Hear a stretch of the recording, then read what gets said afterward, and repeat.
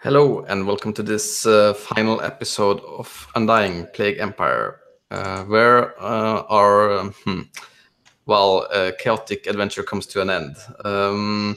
As we see here, we have Jim coming back, finding out that his character is dead. So we'll have to, which happens in vampire fiction apparently. So we'll have to drum up a quick character for you. If you do you have any ideas? I also said, like, if you wanted to, Marcella is also on the table if you want to play that character. Not all players NPC. For those who haven't seen what we've done, Marcella is the sister of your previous character. She's very involved in your previous character's death. So let me see what we got.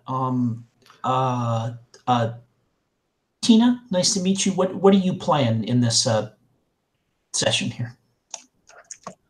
Hi. What I'm playing, what I'm planning. Sorry.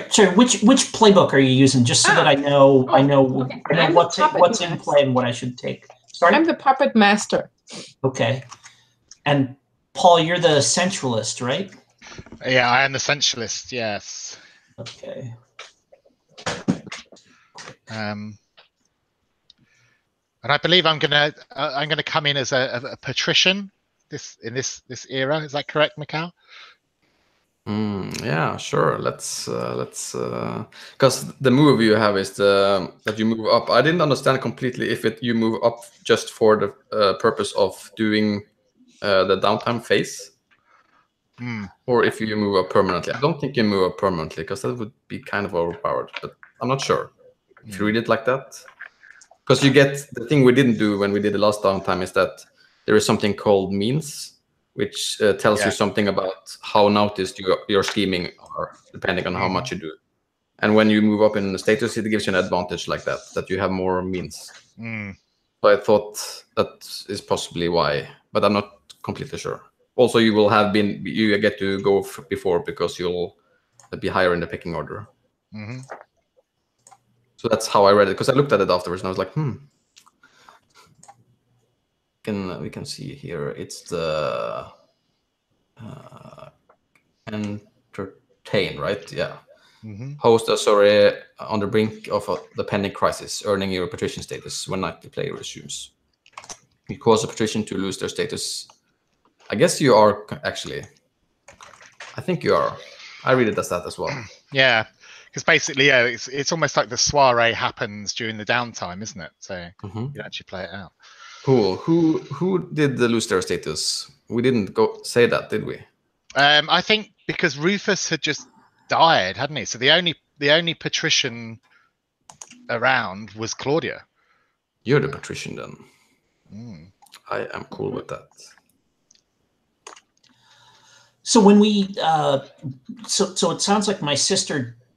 Or my sister, my previous characters, we know what we're talking about. We understand, like, in character, not character.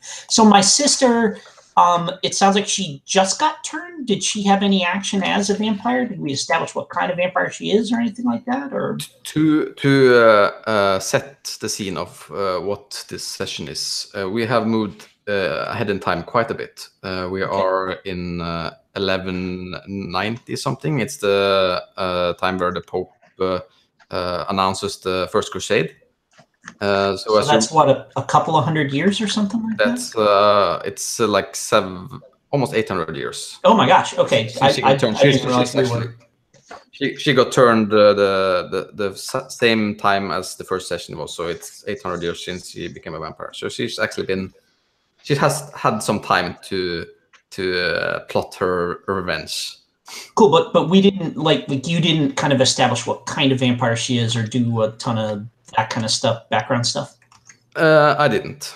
She got just barely introduced last time. Great, I'll play her, and I think it makes sense that she'd be a wolf as well. Yeah, cool. We're related, so when I get turned, that's the same thing. Yeah, yeah, I'm cool with that. Yeah, so I'm gonna play her as a wolf. Yeah, you need another character sheet, maybe. Yes. see, and then all right, which, and that's right. Now I should have another one.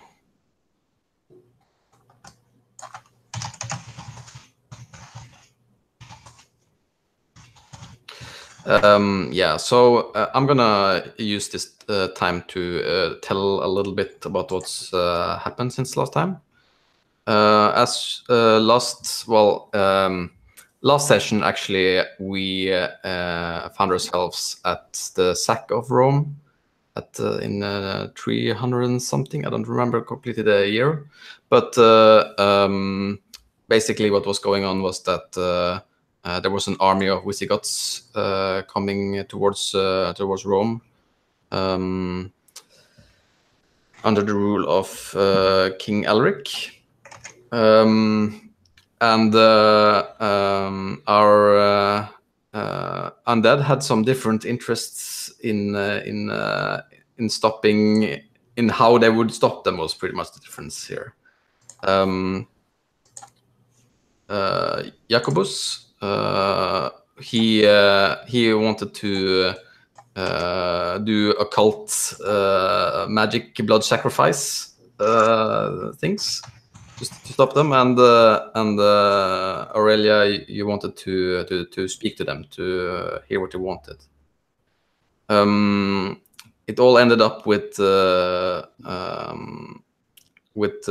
poor Jacobus falling at the sword of King Alaric when saying that what was it? It was something rude about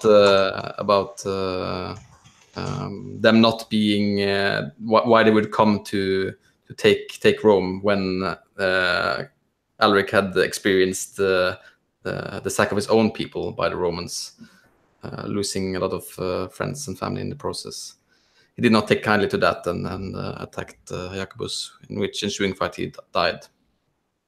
We didn't see that on the screen, but I at least I kind of assumed that because there was a negotiation afterwards, and for a large sum of gold from Augustus, they agreed to go away with the Visigoth slaves with them, freeing them from the Roman captors. And even though we didn't see it on screen, I kind of assumed that it was at least by it was assumed that you already negotiated or at least primed them for that deal, like you agreed with Priscus. So he now owes you a big debt, major debt. In the years since then, a lot of has changed in Rome. It's no longer the Roman Empire. Italy is now held by the Lombards. Rome is state by in the papal state, and the church has arisen and is now the major power in the human world.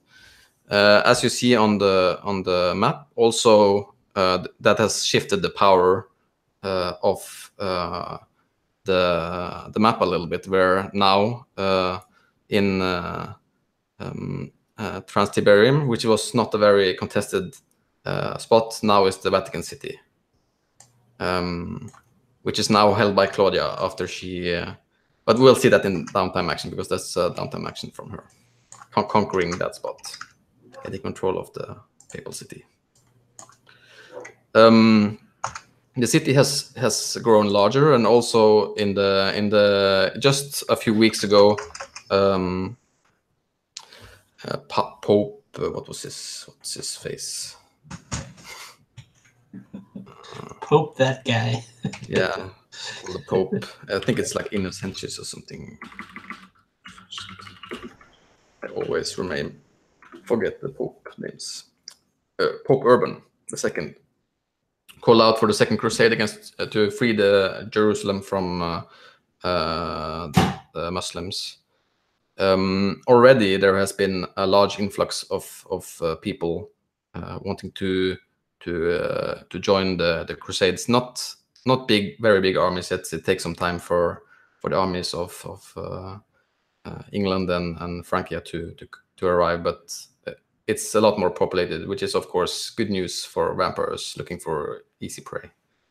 And also, yeah, it's a lot of things going on in terms of this has kind of set in motion disturbance to the status quo, where a lot of vampires moves is now coming to the surface, giving this big opportunity with in terms of resources coming towards Rome, where vampires are grabbing resources left and right to power their hunger for power. And this is where we start.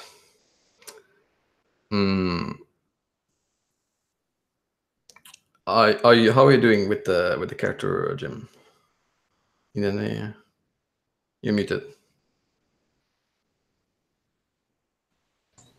Sorry, flipping back and forth between tabs. So I mean,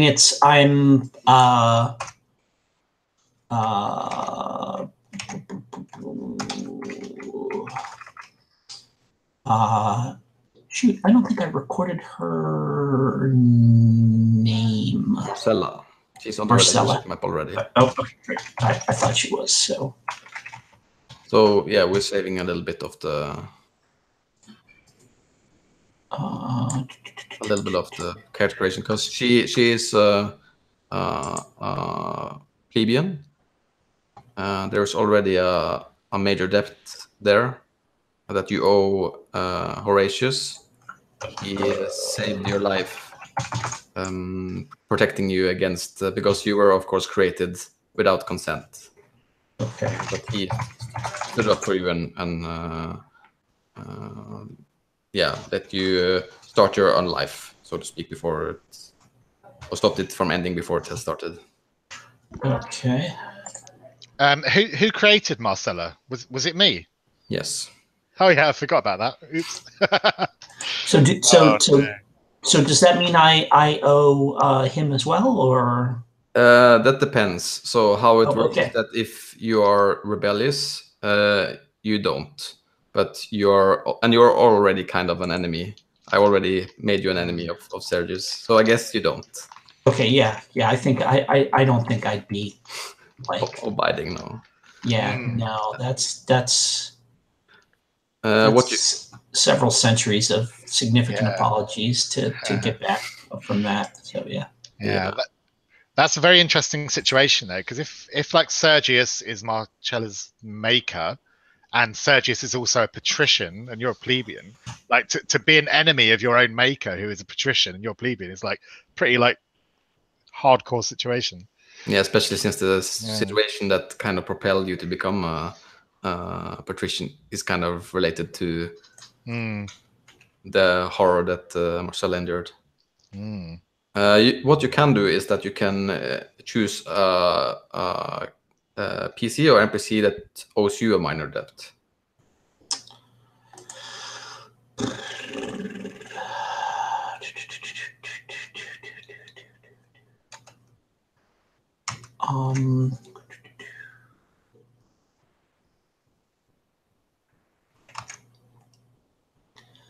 Tina, are you comfortable having your character owe me something for us to make a little fiction that ties us together? Yeah, sure. Because Jacobus died and he owed me something, I think. So that's already gone. I'm fine with having a new one with you.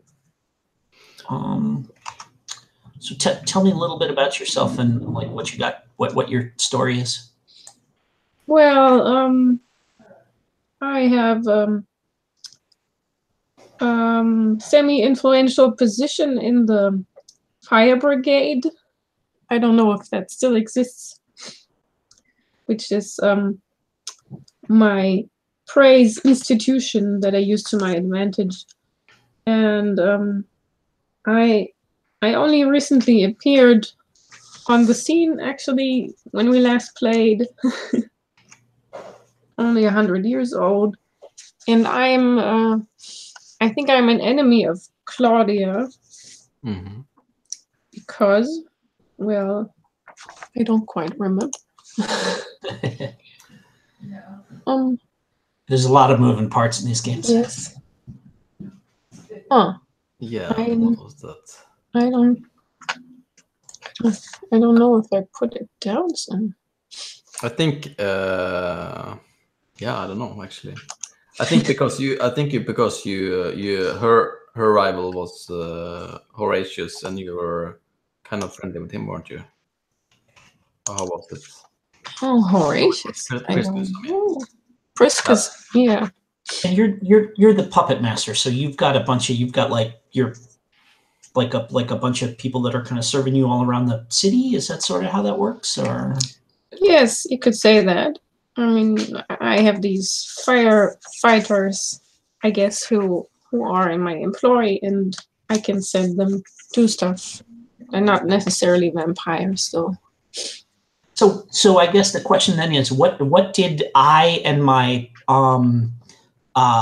pack of Furies kind of run with me? What did we do for you that you needed, like that your organization couldn't do, or that you wanted deniability?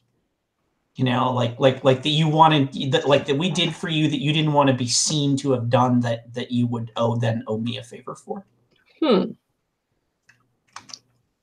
Well, possibly I. Could it be something with the fire that I laid, or maybe I committed some kind of arson for some kind of reason? I think actually I'd like to suggest that in this time it's not only like fire people; it's become bigger. Like I was thinking something like the Swiss Guard or something like an institution like that. Oh yeah, that would be. Yeah, why not? Okay, if it's the Swiss Guard, then maybe it has something to do with the Pope, or some of the people connected to him. I don't know. This is 1100 something. During that time, how was the situation with the wives of popes? Oh yeah, I mean, I'm not allowed. Of course not, but I guess probably still existing. Yeah. Yeah, sure. Yeah, that could be the case. I mean, if we don't have to be historically correct here, so. Well, or I mean, just because they're not allowed to have a wife doesn't mean they don't take, visitors on occasion, or maybe even regularly. I mean, if if me and my girls, if one of the things we do is kind of like keep the cardinals happy on the side or something like that on your, on your behalf, that in a way that keeps them out of your hair, that would totally, I think that would totally make sense. Yeah, why not? Cool. Does that work? Yeah. Okay. Marcella.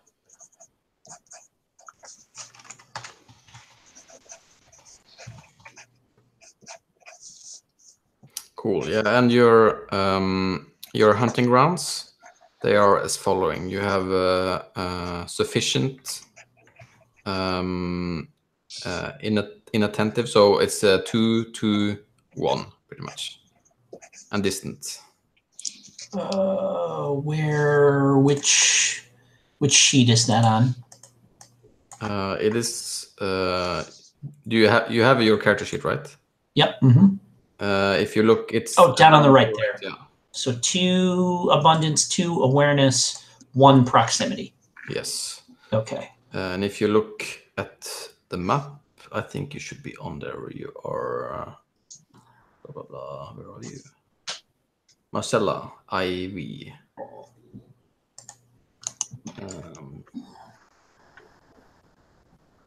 You are at the. Oh yeah, you have the slums. Am I way over on the right there? It's I can ping you here. In Let's the see. center.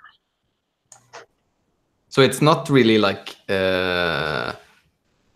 distance in the way of physical distance. It's more of a... It's access. Yes. Yeah.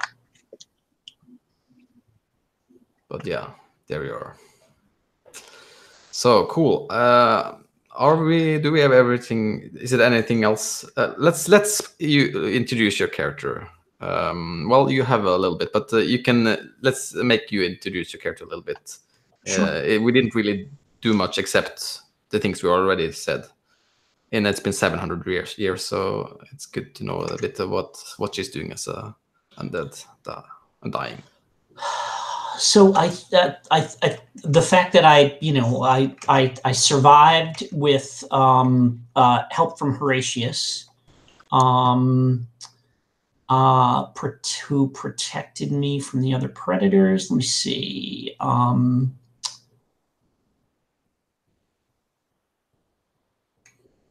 Yeah, so I think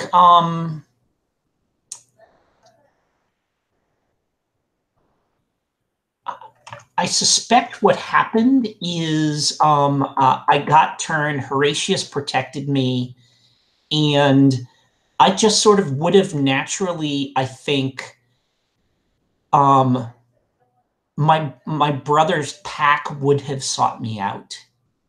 I think when I turned, they would just know that, like, whatever it is that kind of makes the wolves kind of bond together in that pack, I think they would have found me and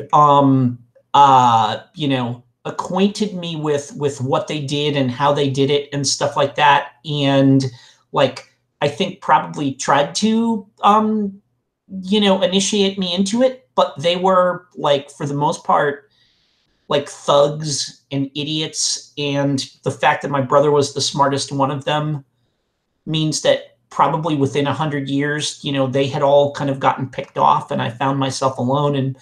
And over the course of the next couple of 100 years, built up a pack of my own that consisted entirely of other women that I had turned, and also and like explicitly women who found themselves in situations like the one that I found myself in, where kind of all of their options to, all the people that protected them kind of got picked off one by one until they had some kind of, super traumatic experience, that amounted to somebody amusing themselves by hurting them or torturing them in some way. And, I offered them the option to,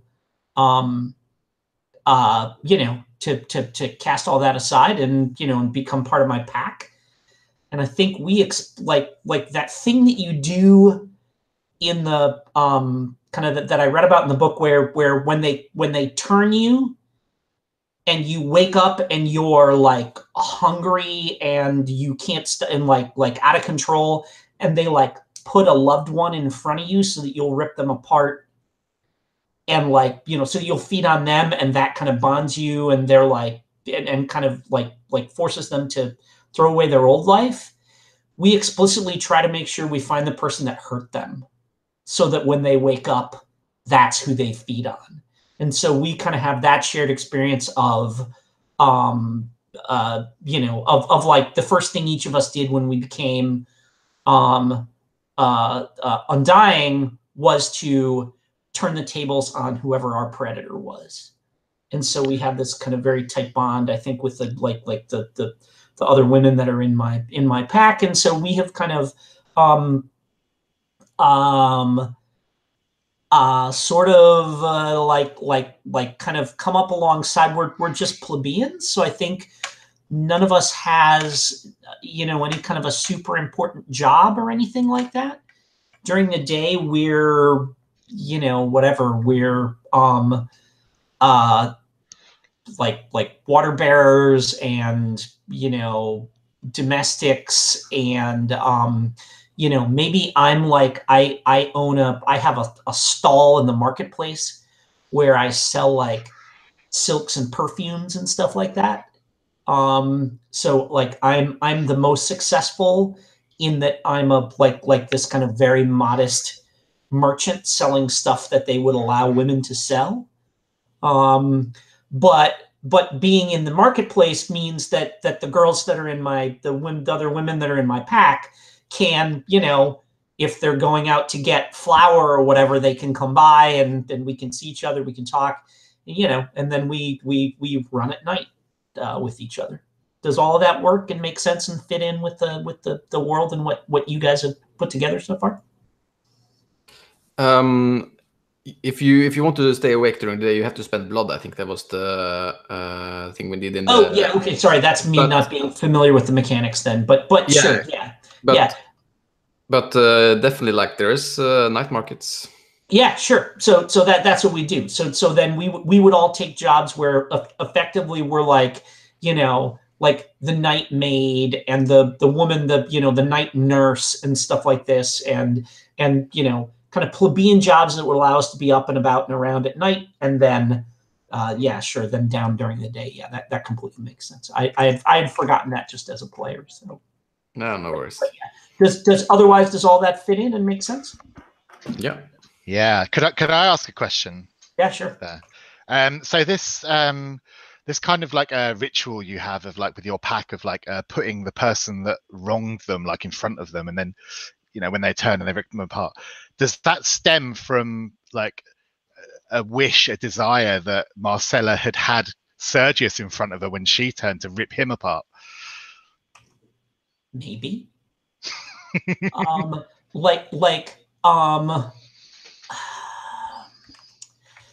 Because so like I didn't go through the ritual the way that the other vampires did. It sounds like when I got, like I was still mortal when I saw my brother get killed.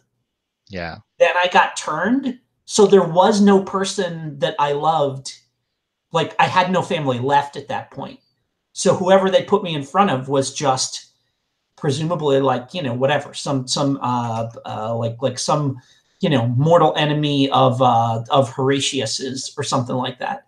And so whatever, I fed and I thought about, so I don't have that trauma of like, it was my mother that I ripped apart or, my own child or something like that. So that's not a factor in my thinking on that moving forward, other than just kind of understanding that that's what other predators do. And so I think the thing, so in my mind, yeah, the thing I would have loved would be to have like that first like frenzy seeing red, to have in front of me, the one who had caused me to end up there. Hell yeah, I think so for sure. Yeah. Cool. What did So, but what did Sergius think of Marcella getting to survive? I guess of the whole was that as planned? No, not at all, because she was, as far as Sergius was concerned, she was just like a pawn to be used to establish his power, like within the vampire kind of society, and now she's basically this reminder, because she's there like now all the time. She's this eternal reminder of like the humanity that he threw away, basically. Like he could have decided to try to hold on to his humanity and be the nice guy, basically, but instead he decided to throw it away, and she's a constant reminder of that he's decided to take that path. Cool. Yeah. So what is the name of the fiercest of the women in your pack, Marcella? I'm going to say that is Rudina.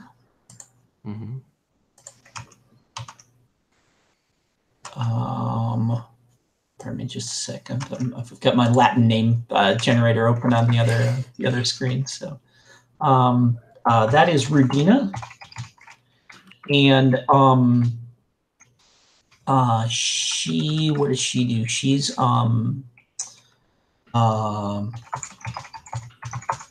she's a laundry maid.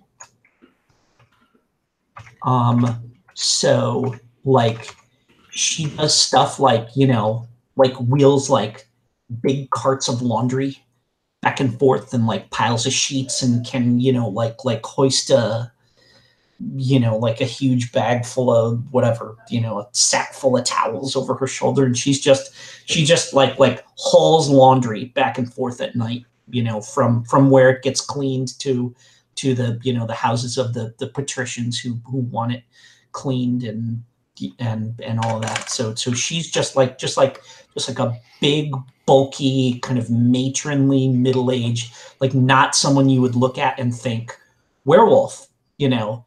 No, like, you know, like cute ginger snaps stuff going on with her. She's like just means business. And when she changes, she, you know, she ends up looking something that's almost more like a mastiff, you know, than like a sleek wolf.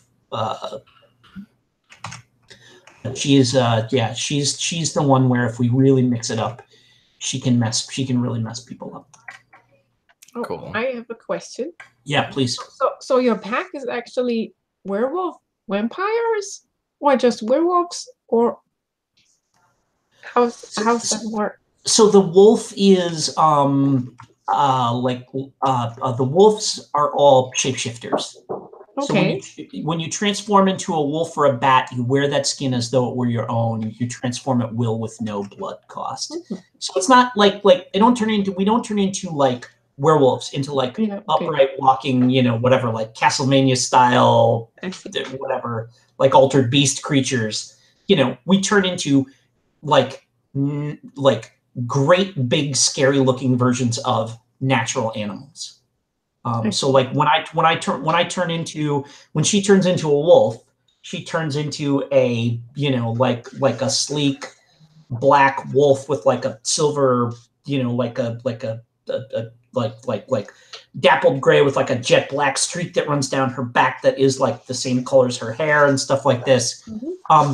But, you know, and she's like the size of she's like a gigantic wolf, like the size of a Saint Bernard or something like that. But she's a wolf. Like you would see her and go, holy crap, what a huge wolf. And maybe there's some kind of tell. I think last time we said there was something about her eyes or something like that you could, that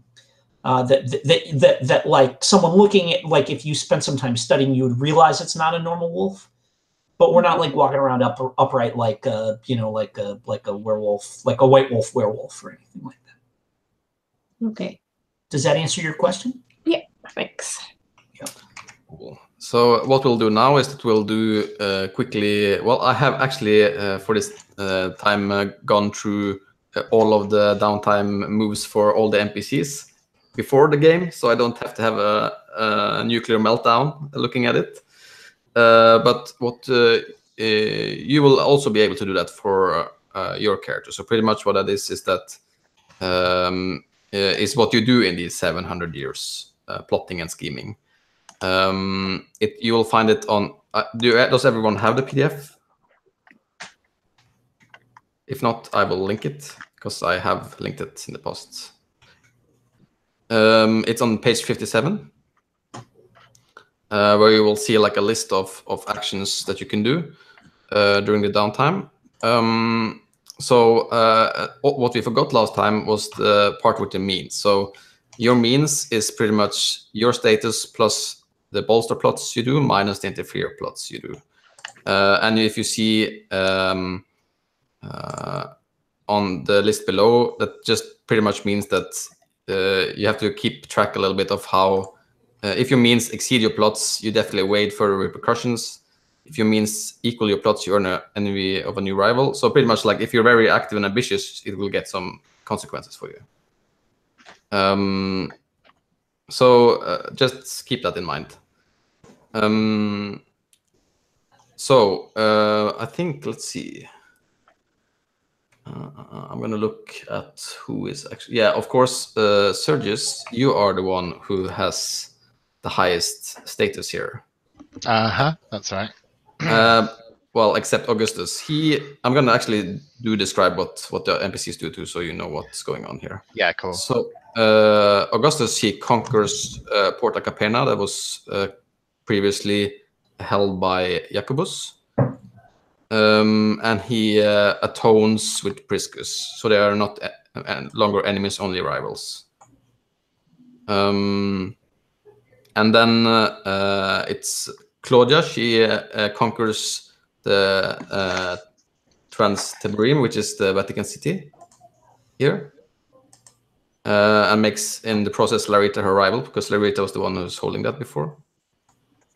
And she gentrifies the Trans-Tiberim, which is pretty much over time. I think it's pretty much like establishing the Vatican City. That's where the Peter Church gets built. So it's now a much more bustling place than it was before she took over. And then we have you, Sergius. Okay. So because I'm patrician, my status is 2, correct? Yes. So that means I get up to 4 plots. Yes. Okay.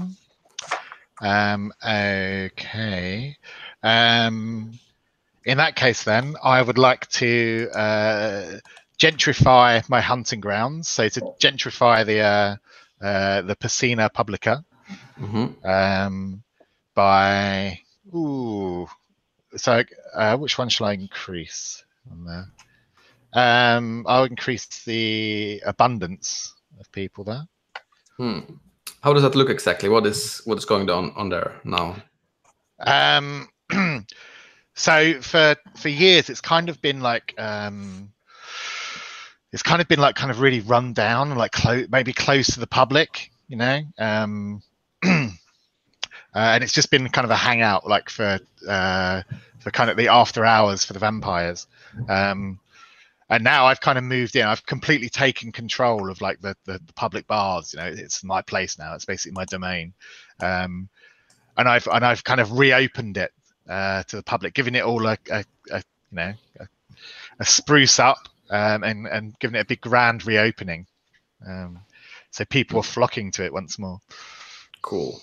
Yeah, I'm sure you had visitors from quite a few nobles lately, coming with their soldiers to join the crusade. Oh yeah, and word has kind of spread of like all of the really decadent, like opulent kind of parties that I throw at night times in this public bars. So yeah, there's lots of very important people. How sinful. And so that's my first plot. For my second plot, I would like to atone. I would like to attempt to placate Marcella.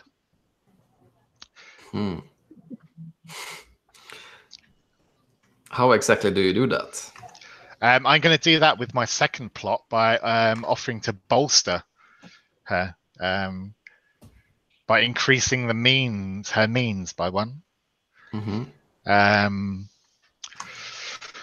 So basically, I kind of want to make peace to her because, like I said, she's this constant reminder of like how I threw away my humanity, and as the centuries have gone on, that's really gnawed at me. So yeah, so maybe I kind of invite her to some of the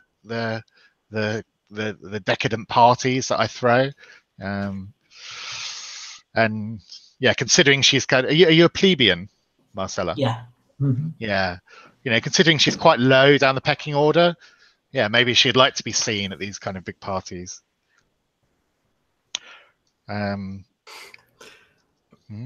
What does Marcella think of this attempt to atone? I think that it's typical that he thinks what we might be interested in is going to these parties that I really don't have any interest in.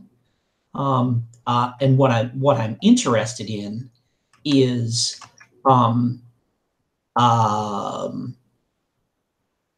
like basically, I like the idea of increasing my means.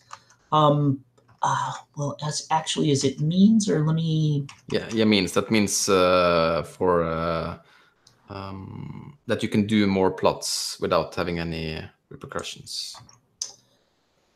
Yeah. Okay. Yeah. Yeah. So that's kind of the like the carrot that I'm kind of offering for the attainment. Sure. Is like, yes. you know, Yeah. it's getting you to sort of integrate into the vampire sort of society. Okay. Yeah. Yeah. I think I will I will accept that with the caveat that normally I think, where are we here? Bolster, increase the means of another predator by 1, gain a minor debt from them. I really don't want to owe you a debt when the point of this is that you're apologizing to me. Wow, that's the way the move works. Yeah. Okay. All right. Okay. In the trap now, but you'll still be rivals. So. Yes. Yeah. Mm-hmm. Rival. Yeah. That's fair. You did me a solid. Yeah. It's not gonna bring my brother back, but we'll see. Not gonna bring back my brother who trusted you to watch out for me. No one else would. But yeah, we can work with that. Yeah, I think we see Sergius kind of like reclining on his kind of like velvet sort of couch, being fed grapes by like a beautiful young thing or whatever. Yeah, and he says, he mutters, sort of proclaims the phrase like, keep your prey close and your rivals closer. That's what I say. Mm-hmm. Yeah. Okay. So you have done your 3. You want to do more? Yeah. No, that's it. 3 is fine. So just to look here. Your status is 2. Your bolster plots is 1, and you have no interfere plots. So your means is 3. And if your means equal your plots, then you earn the envy of a new rival. Yeah. Who is this? Huh. I think actually I want to make that Tullius. Ooh. Because I think he thinks that, I mean, you also owe him. I do. And here you are.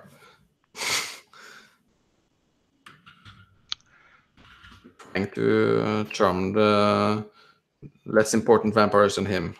Yeah, maybe maybe like Tullius is starting to get like kind of jealous that I'm thinking that I'm kind of like forgetting about him, you know, the fact that he, you know. I mean, he uses so much time to try to charm Marcella. I think it's something, what's going on. He's jealous pretty much, I think is what it is. Yeah, absolutely. Yeah. Cool. So, yeah, the next on the list is Horatius. He gentrifies Alta Semita, which is now full with Crusaders. It's the military area.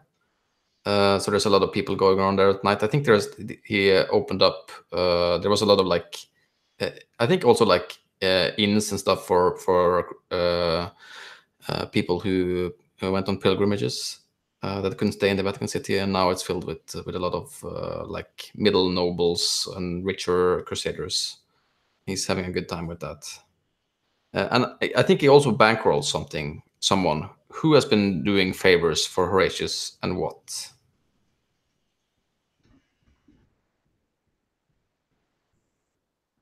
So pretty much what that means is that I'm offering that to the table. If no one wants it, I'm going to give it to... It totally makes sense that it would be me. Because, I mean, that's my, it's my patron. So, or the one who turned me. Yeah. So, yeah, you owe him a minor debt, and he's been bankrolling you with what? What has he been doing for you?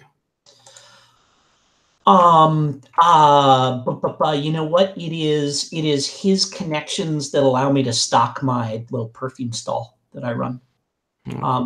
I don't have any kind of, I wouldn't be able to get the to set up a, whatever, like a supply line to the Orient or whatever, to North Africa that I would need to get this exotic stuff in. And he's basically has one of his functionaries just, help me on the business, literally on the legitimate business side of things. Yeah, I mean, he has a lot of contacts with people traveling. Cool. He's hooked you up with goods. All right. So I already owe him a minor debt for basically siring me and protecting me from other predators. Does that just mean that's now 2 minor debts? No, that's a major one. Okay. So does that bump the minor to a major, or do I have one of each? You have one of each. Or does it work that way? It does work that way. Okay. Well, he already has a major one, so the minor one doesn't become a major one. Oh, okay. Get goods from the Orient.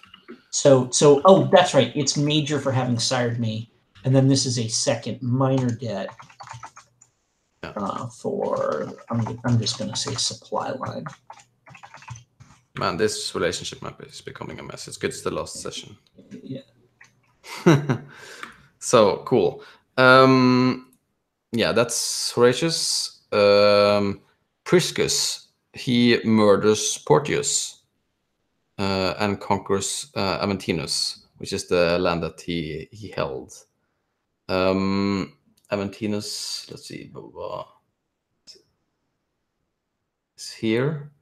However, later Larita conquers that from him, so they're now enemies. But he pretty much I think he murdered. I think it was pretty straight up. He came to his house, killed him, and took his land. Classic move.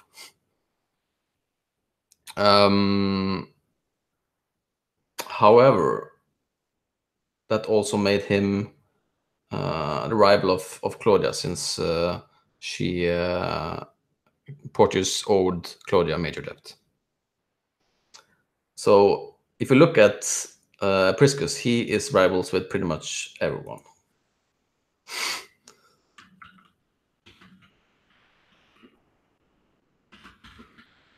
I wonder what's going on with him.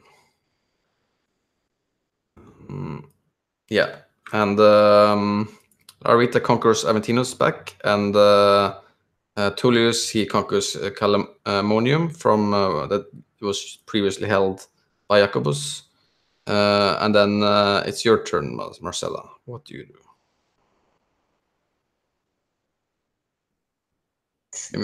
Yeah, there we go.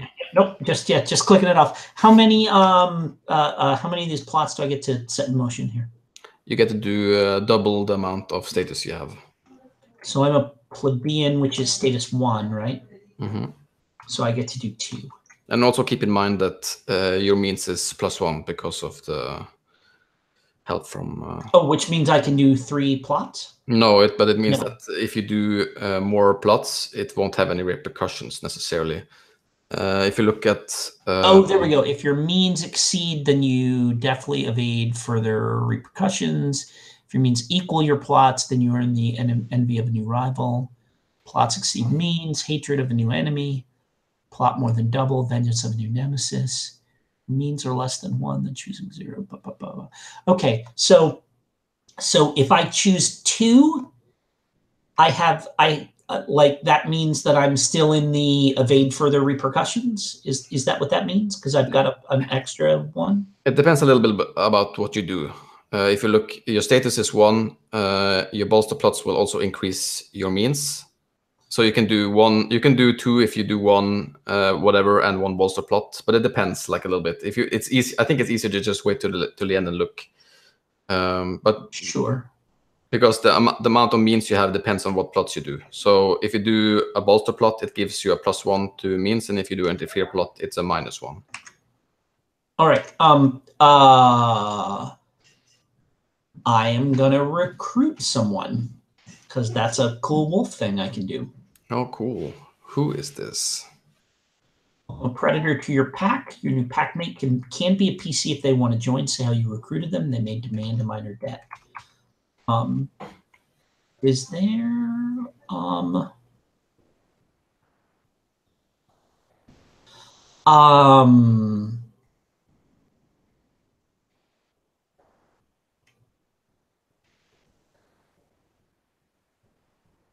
Do we want to just make an NPC for this, or is there a plebeian woman that might make sense? Or Laukia, maybe. She used to be a part of a pack. Yeah, then Larsha, sure. Cool. We haven't really seen her on screen at all. Great. Much, so.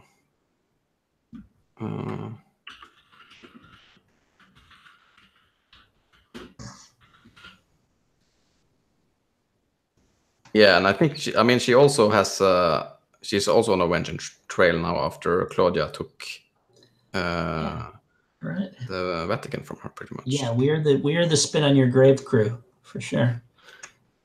All right, yeah. So Larsha's part of my pack, and she may demand a.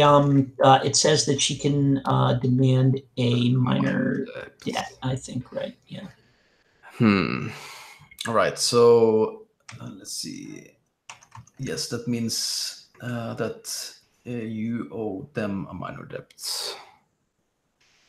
What did she do for you? What is her? What is her? Oh yeah, I mean she holds the Riverport. Oh shit! Yeah, sure. Yeah. Okay. So yeah, she might be angling to try and get me an alternate supply line so they don't have to rely on Horatius to do that for me. Yeah, I think she wants you to expand even. Yes, yeah, sure. Yeah. Cool. Yeah, I like that. Awesome. Do you have anything else you want to do? The other thing would be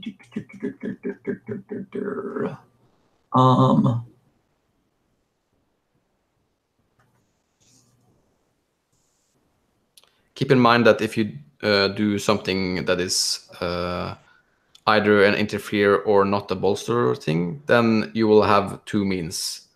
No, two plots and two means, so that you will get a new rival. So pretty much you can do a bolster move for free, or you can do something else with a small cost.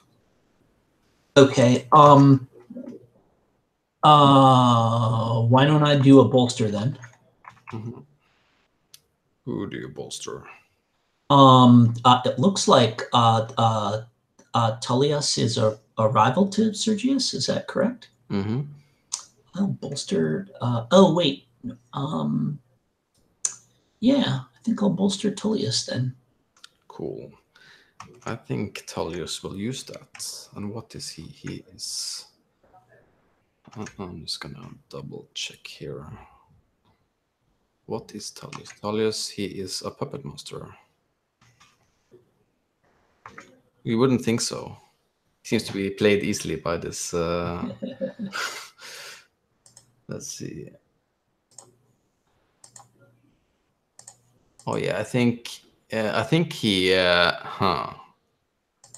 an asset to your enterprise or.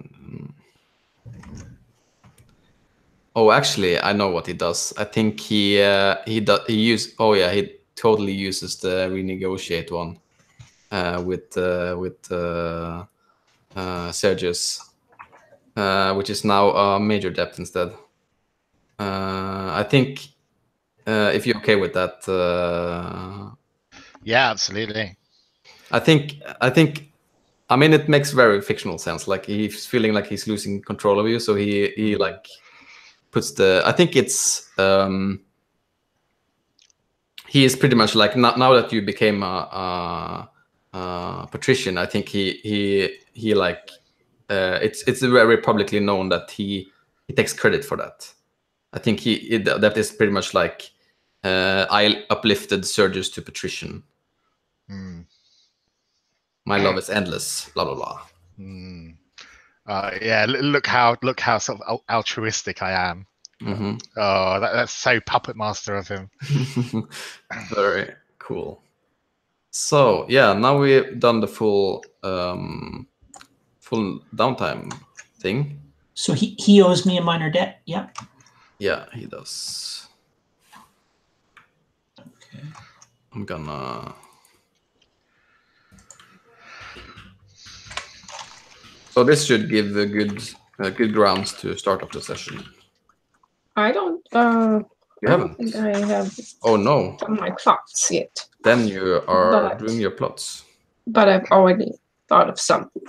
Mhm. Cool. The first, I have 2 plots to Mhm. do, and the first is I'm investing in my organization.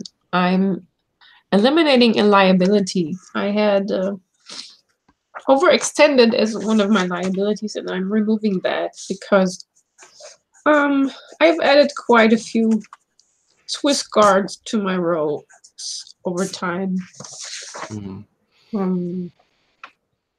And I think people want to be there. Yeah, it's a good It place should to have be. been easy. Should have been easy. And then I was thinking about conquering, but that may be too ambitious. I mean, it's the last Conquering- session. Conquering Vatican City. Go ahead. I love that.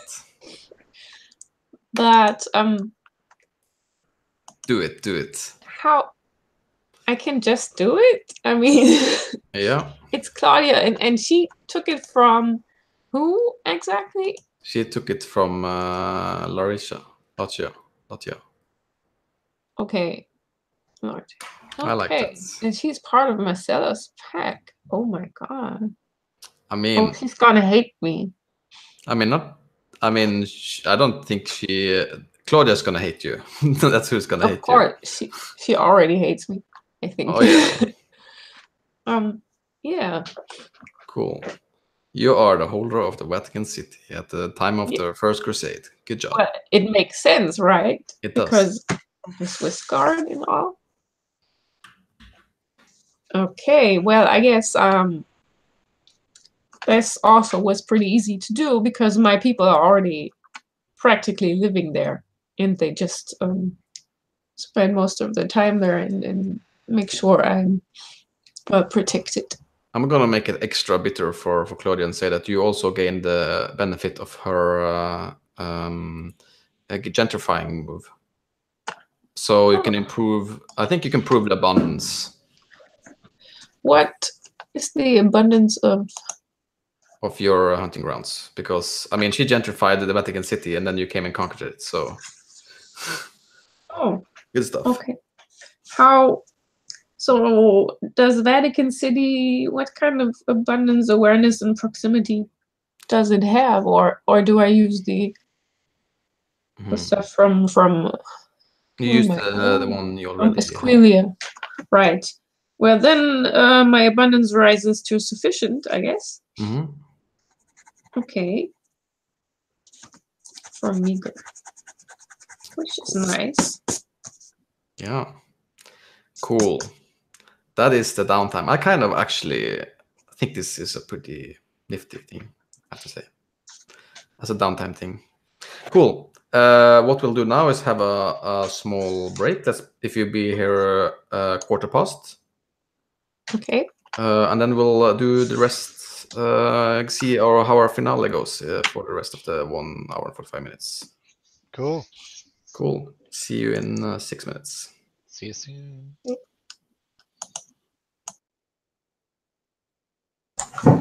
What are you doing there, Munchie? Do you have the munchies? Here you go, Munchie. Princess Munchie Pants.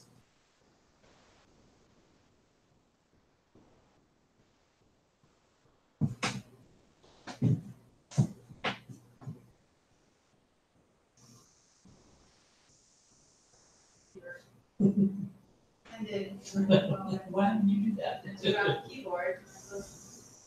Laptop, and when I came back, it's just sitting on top of the laptop. Pissed off. Is your own fault.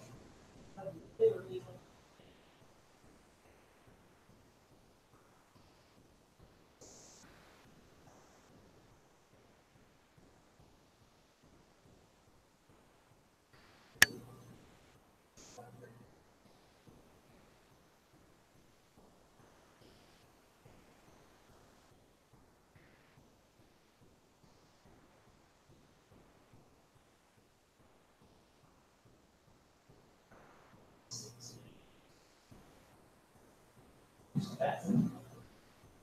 So I really like the van I looked at. It's basically exactly what I want. It's a Dodge Caravan. The seats all folded. It is 17.5. I would get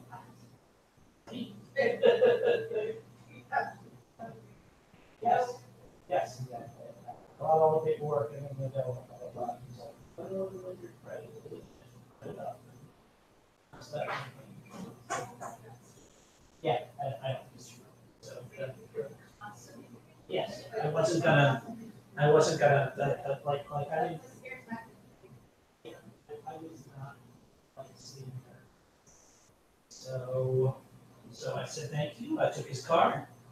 I like the vehicle. I'm interested in it. As far as I can tell, it's a fair price. And, you know, but I was like, yeah, I need to talk to my spouse about whether we're going to vehicle in. I need to like, see what I can put together for a down payment. I need to do a whole bunch of stuff before I'm willing to like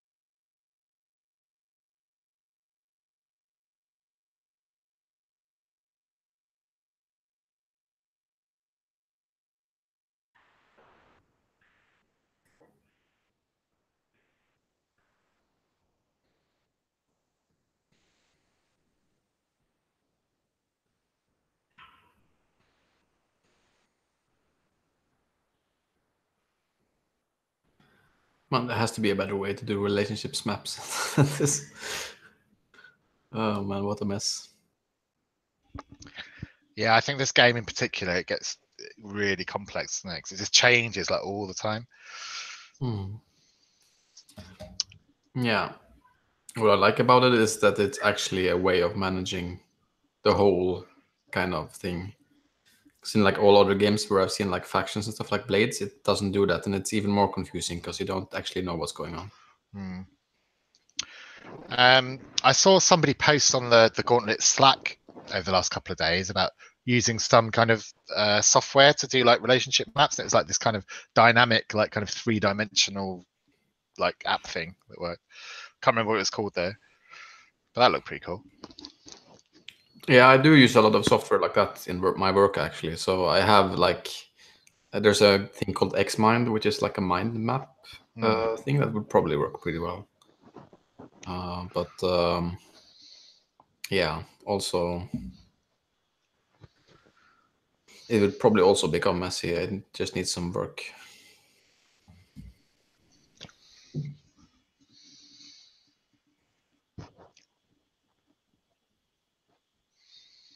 I have to see if I can find that software people were mentioning, though. You know which channel it was in? Ooh, no, I can't remember.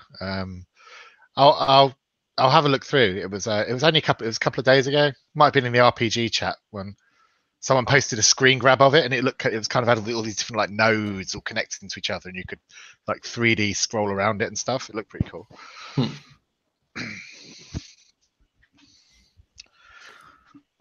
Yeah, I mean, I would love to know what that would be, even if I could use it for my job. I use so much time making like mapping processes.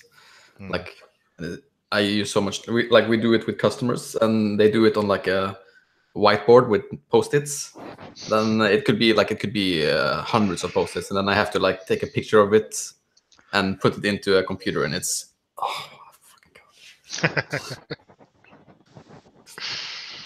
If I could get a better way of doing that, I would be very happy.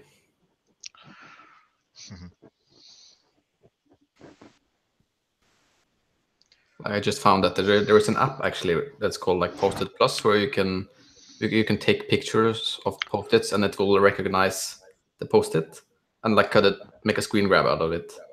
So you can just take a picture of the thing, and then it will make the thing for you. But it doesn't convert the post-its into text, so it doesn't really help you that much. Yeah, because you want it to scan the text and turn into that, so you could search it, wouldn't you? Yeah. Yeah, consultant problems. Good stuff. So yeah,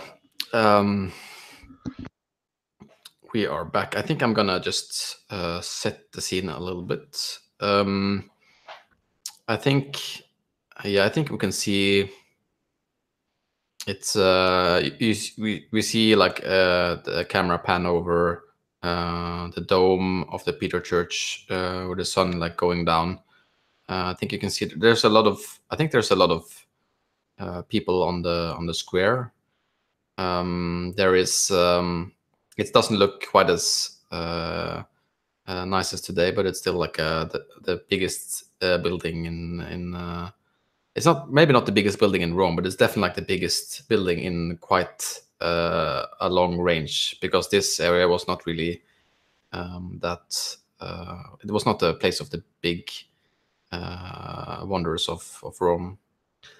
You can probably see like at least the Colosseum. You can see to a little bit to the right across the river, and I think like you can see the space emptying a little bit, but as the night comes, and I think as the night darkens, the camera like cuts down to following a predator that is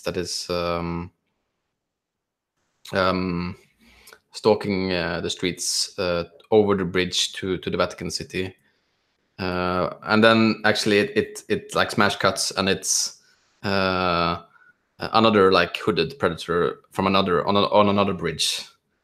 And then I think the camera like it smash cuts again, and it's you see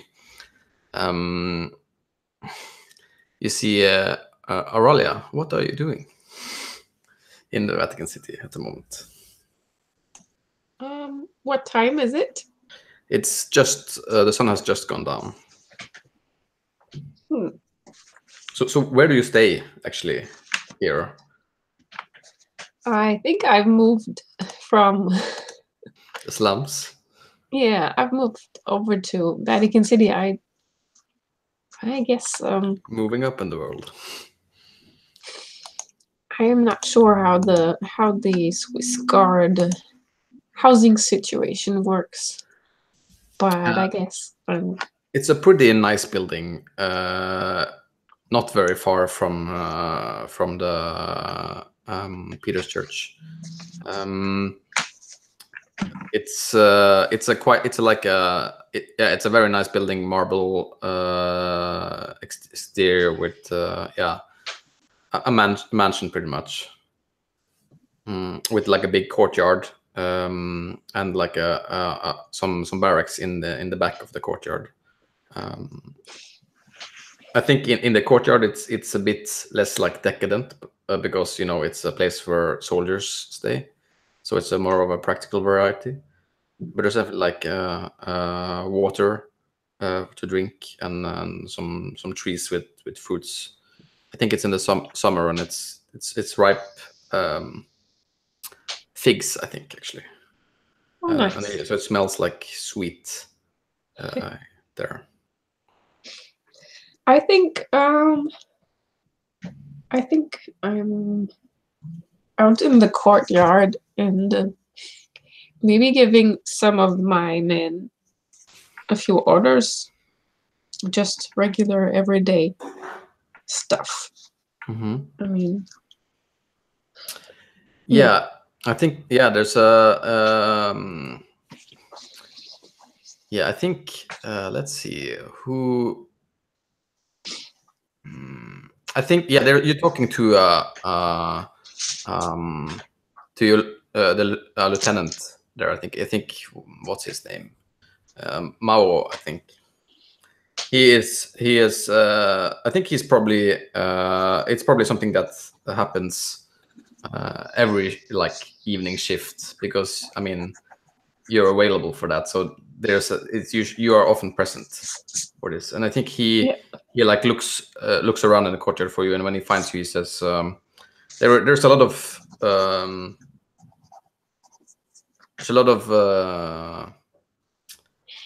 crusaders and I don't know what in the Vatican tonight. Should we bolster the guard for the night shift?" I don't think why they would be dangerous to us or the Pope. Would they? They might not be dangerous for the Pope, but the church perhaps. You think so? Well, I mean, where there's crusaders, there's wine, and where there's wine, there's bad ideas. well, why not? Yeah, I think it's always a good idea to bolster our troops a little. And she says, thinking about Claudia and being a little afraid. She's trying to get her region back. How do you think? How do you usually act with the soldiers? Like I'm trying to like angle for how would they see you? Because you're their, I mean, you're their commander in a way, but also not. Yeah, I think I'm trying to be kind of like the person they can actually talk to, kind of a little motherly, maybe, Mm-hmm. but also authoritative. I mean, that's also motherly. Yeah. Yeah, I think I definitely think like he notices your reaction and says, "I'll put an extra guard outside the house as well. Have to keep the troops safe." Yes, an excellent idea. And he walks off to the barracks where he's probably like going to wake up some soldiers that were just going to sleep to take an extra shift. Oh, they're going to be happy. Yeah. Yeah, I think we cut to Marcella. What are you up to? Feel free to insert anything into the scene as you want. Sure. I think we are down at the docks with Larcia, Mm-hmm. and we are overseeing the arrival of smuggled relics from the Holy Land. Mm-hmm. Some of which may or may not be legit, but like stuff that supposedly like plundered from Jerusalem, and like again, some of it may be legit, some of it may not be, but this is stuff that we're gonna kind of hawk throughout Rome, to both to like crusaders who are on their way home who didn't get anything when they were there. Oh yeah, So I mean, and also crusaders who make it to Rome and are like, maybe I don't want to go face the screaming,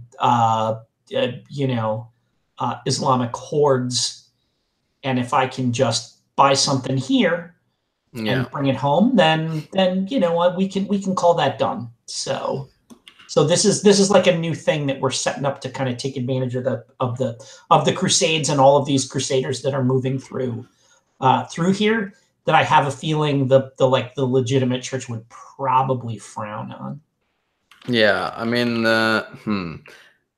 it's definitely like rusted nails from the cross. Oh yeah, like yeah, a bunch of them. yeah, like enough to build a house. Yes. But they're from the Holy Land, so I mean it's close enough. Yeah, like pieces from Noah's Ark, and like a seed from the apple of Eden, and then just utter bullshit like this. So a lock of hair from John the Baptist, all that sort of thing. Yeah, I think you see, Lasha, she is being. I mean, I think she has been a little bit of a. I wouldn't say a grump, but like a little brooding lately. And I think she says, as you like, actually hands you like this big case of nails. Just like, and I kind of like shing shing shing shing shing, like I shake it and I say, "Do you hear that? Do you hear that? Doesn't that sound like the future to you?" Ching ching ching ching ching ching. you have such small ambition, Stella. Is this what you're doing with your own life, selling rusted nails in the Vatican? It's part of what I'm doing.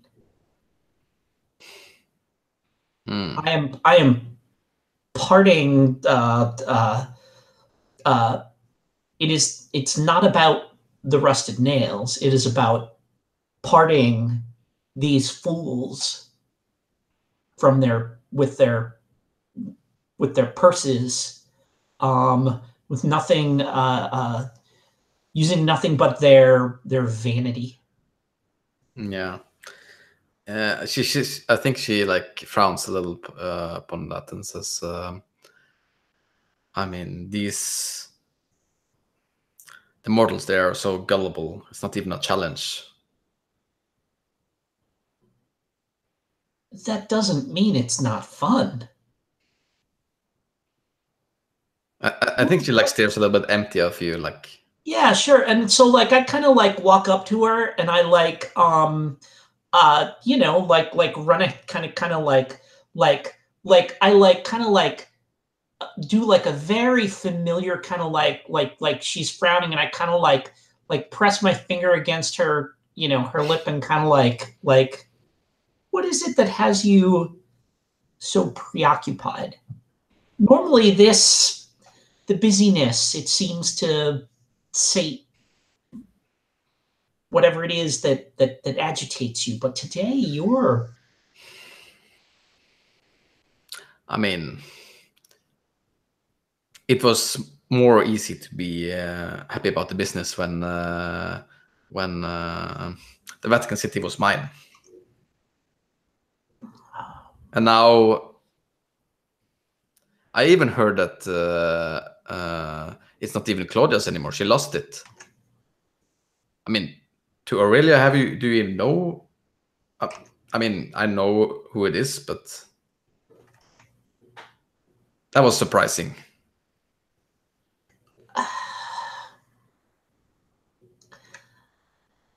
These mortal look. Let me tell you what these will do for us. I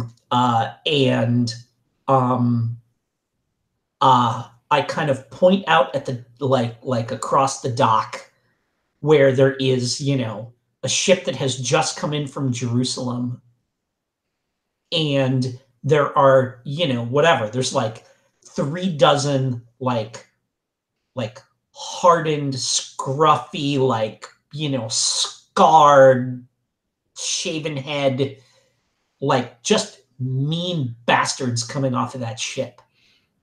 And I say, if what you want is Vatican City, and I like kind of like, you know, like chunk, like lift my foot up and put it on the box of nails. I say, we have these, point down at the nails, plus that, pointing at those veterans coming off of the boat. They traveled across an ocean to find this. If they think that you can give it to them here, well, I think she looks like a little confused for a second, and then it's like, oh. And I think we cut it there actually. Meanwhile, what is Sergius up to? Take anyone you want into your scene. That's not easy if you want. Yeah, Sergius would like to have issued an invitation to both Marcella and Marcella's pack, and to Aurelia. Is it? Mm-hmm. Yeah, to attend a small soiree at the bathhouse this evening. Where I have, you know, he sends one of his cult with a message, like requesting an invitation, requesting their presence to discuss a business matter. Mm-hmm. How does the invited guest respond?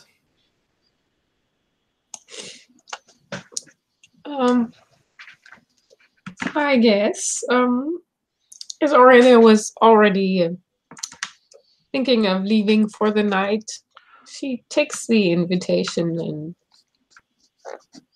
and goes to this bathhouse because she's interested what this could be. She hasn't had much dealings with this Sergius person.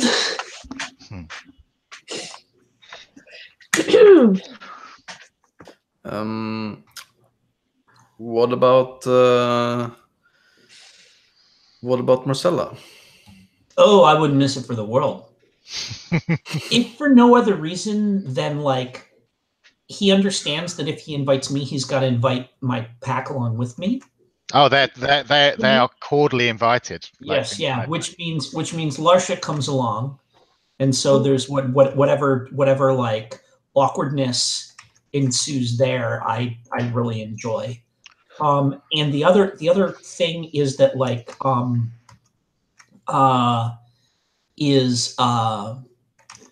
Radina, like when she shows up at one of the like whenever she shows up with me at one of these formal affairs, she like just stands out like such a sore thumb that I really, really love it.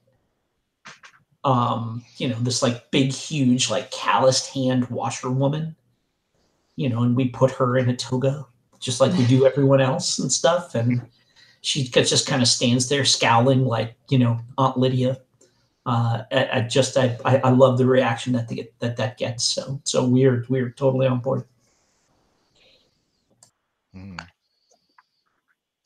So cool. So set the scene for us. How does the baths look and meet the arriving guests? Yeah, the bathhouse has been completely kind of renovated and redecorated. It's you know it's gleaming now rather than being the dismal kind of sullied building that it was before. And you're kind of met at the entrance by two sort of young beautiful live kind of boys in kind of gold kind of loincloths and whatnot. And as you enter, they hand you like a chalice of wine, and lead you into the inner sanctum of the bathhouse, which is where Sergius is waiting, like reclining on his velvet kind of couch, sort of throne. And the bathhouse is kind of, it's decorated with all these like wreaths of wild flowers like around all the pillars everywhere, and there's like scented lilies like kind of with candles on them like floating in the baths.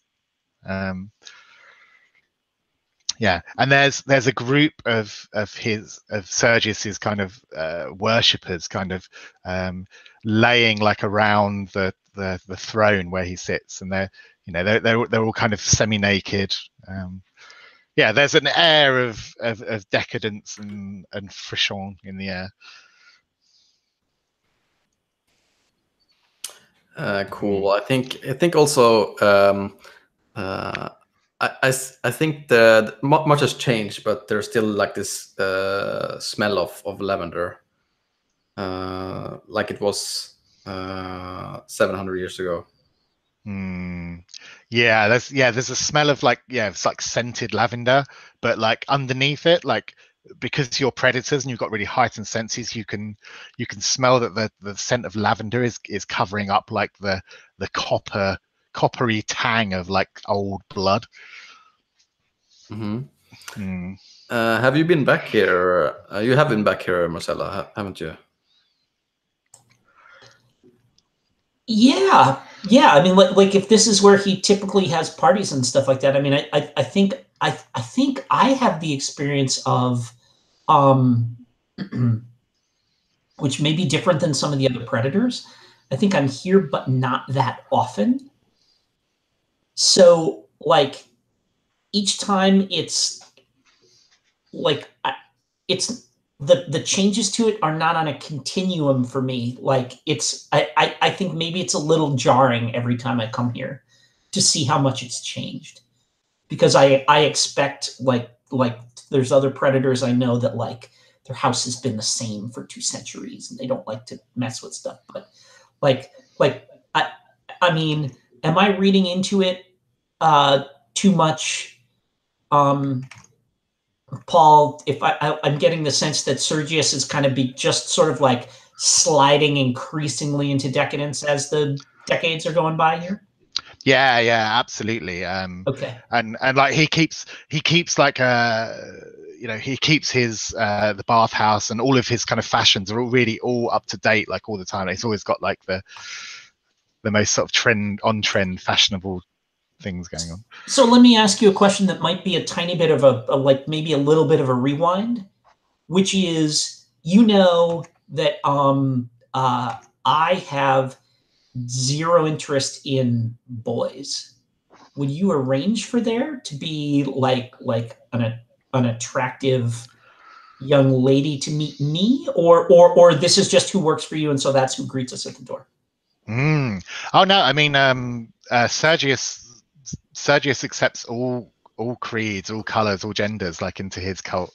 So yeah, of course there'll be a beautiful sort of young girl to greet you if you wish. Okay. Of course. Yeah.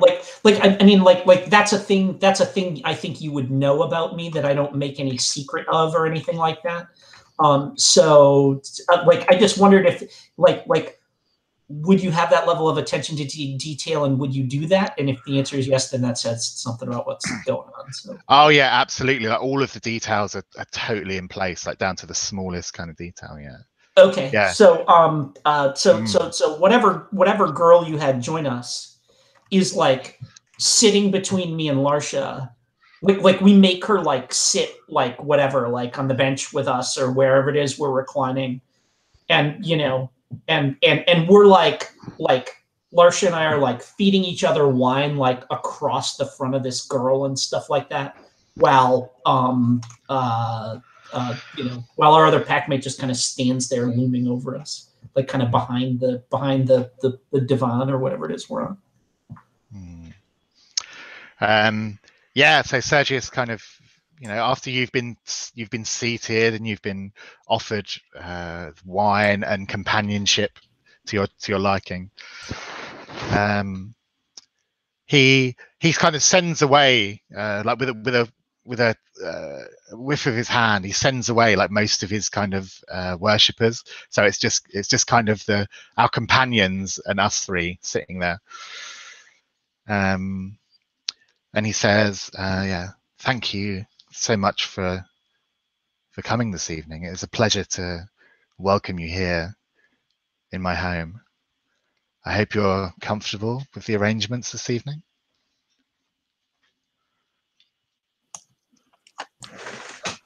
Tolerably. I'd be most interested in why you've summoned us here. Oh, Aurelia, straight to business as always. As always, yes. That's what I like about you. In fact, that's why I summoned you here. I like the fact that you're both people who have your eyes on the prize, and you do not care for the superfluous things in life. You like to get to business, and that's what I wish to discuss with you this evening: is business. Business by the name of Claudia. Oh, interesting.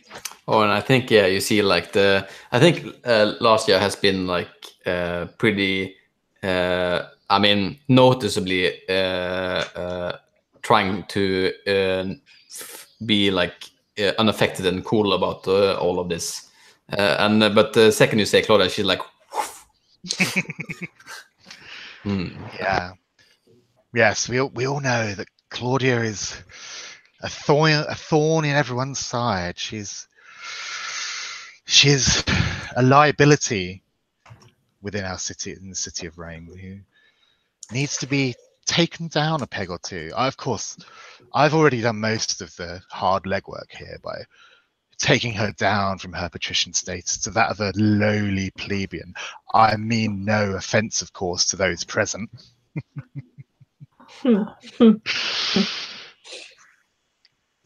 It's not. But Aurelia, she's Claudia. She will strike at you at any second like a coiled snake. You have conquered her hunting grounds of the Vatican City. It's only a matter of time before she strikes you down in the back. You've got a point there. Yeah, I think Larsha is like I think she's like moving closer because you're in the water, right? Yeah. And and I think she. I mean, she says, in fact, I have seen the Viper strike in my dreams. You're not. I wasn't going to say it because, I mean, the Vatican was mine. thus, even though you didn't take it from me. And she I think she leaves it there for a little bit. Oh. So, But my dreams have known to come to fruition. oh, I didn't think there'd be any hard feelings between us, since we all have the same enemy, but apparently. Well, enemy is a strong word. As long as I hate Claudia more than I hate the idea of you holding my previous hunting grounds, I think. And I think she looks over at you, Marcella. Oh. As Maybe I should take... as for I think, I mean, I don't know. I mean, you're the pack leader, right? Yeah.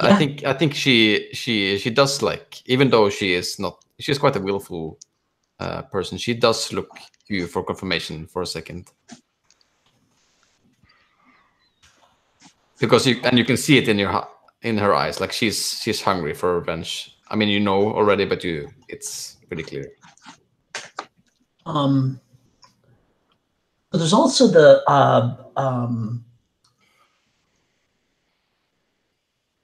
there's that alpha move when you and your pack challenge the authority of a patrician and they fail to prove their dominance over you, you gain patrician status. I think that's not a thing that's happening right now. But she looks at me and I kind of say, well,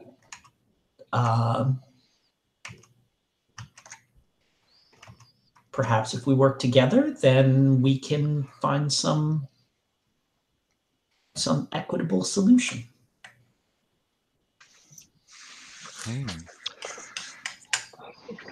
That's exactly what I am suggesting right now, is that we all pool our resources and work together to bring down Claudia, to bring her into the gutter where she belongs. That is entirely appealing to soil that beautifully tailored hem of hers. Of course. What do you suppose my principal concern is? Your principal concern, Marcella? Let me guess.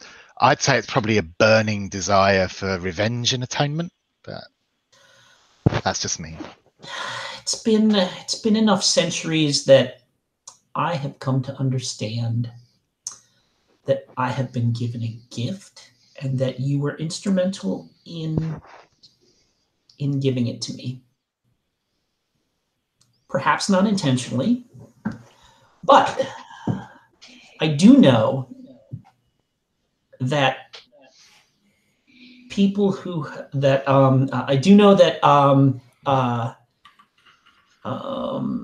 mortals who have taken up arms against other mortals in your presence don't fare well.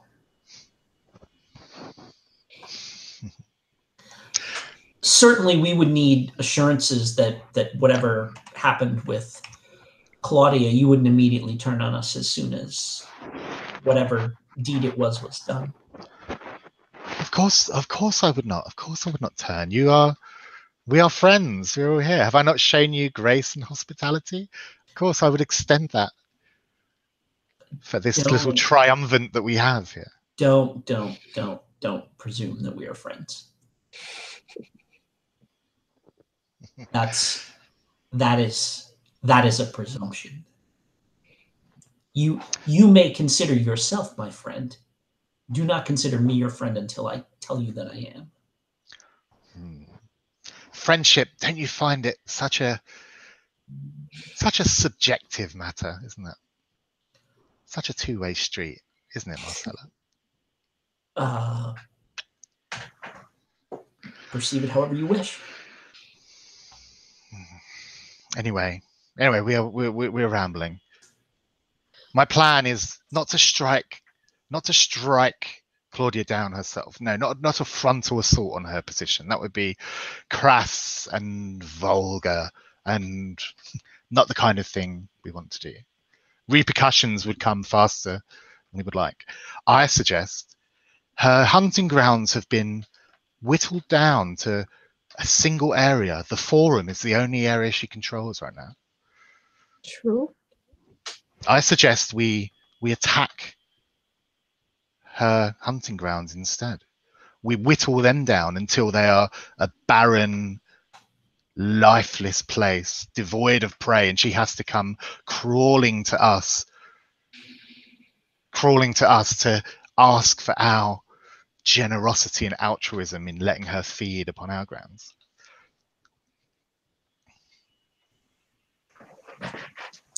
Well, Humiliating her. I like the sound of that. Larcia says. I'm thinking, Marcella, you and your pack, the direct, vulgar, violent approach is definitely your artistry of what you are supremely good at. I say you hunt ferociously and without mercy upon her hunting grounds, leaving a trail, a bloody wake of bodies behind you. That will scare the prey in her hunting grounds. It will alert them to the threat in their own neighborhoods. It will also alert her.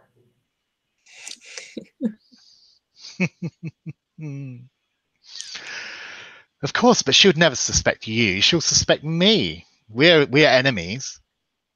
You have no. or me? What about that? What if she suspects me? Oh, don't worry. I will. This is what I'm suggesting. I'm not someone to wade in and create bloodshed myself, but I will gladly take all of the attention, all of the blame on myself. I can deal with that. I have my ways. She will suspect me. She'll suspect me, of course. We're enemies. You do the deed, and I will take the repercussions. Do we have a bargain? This calls for the bargain move.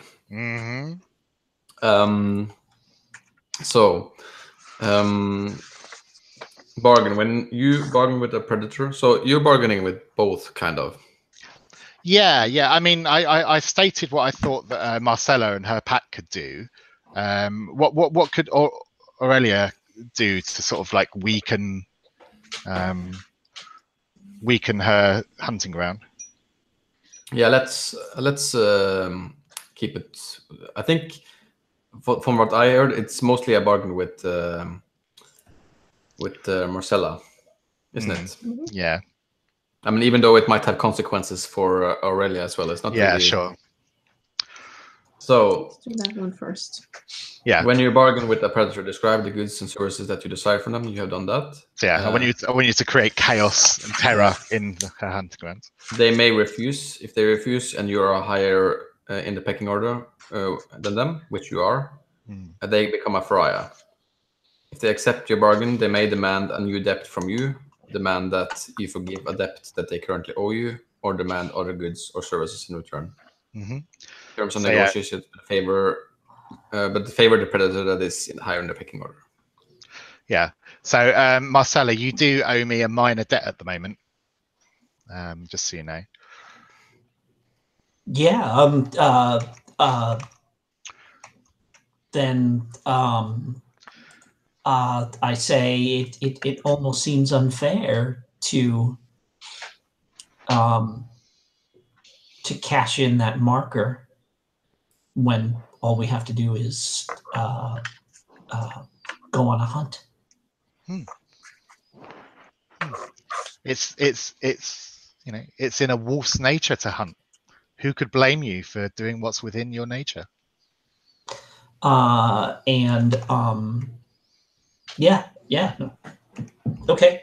Agreed. Cool. So would you like to would you like me to sort of get rid of the debt that you owe me, or would you like to take a new debt from me? I want to not owe you. Okay, cool. So yeah, if you go, if you go through with this, is it now? Do we wipe the debt now when you accept it, or do you have to go through with it before the debt gets wiped? Go through with it. Mm. Let's see it done. Mm-hmm. Okay. Is there anything we want more in the scene before we cut it? Or Aurelia, perhaps? Yeah, I might offer something. Or maybe, I mean, Sergius must have some idea what Aurelia's forces could do, except maybe Aurelia talking to Priscus.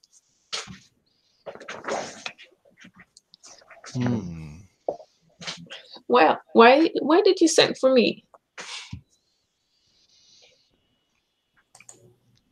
I assume you have some idea for my Swiss guard.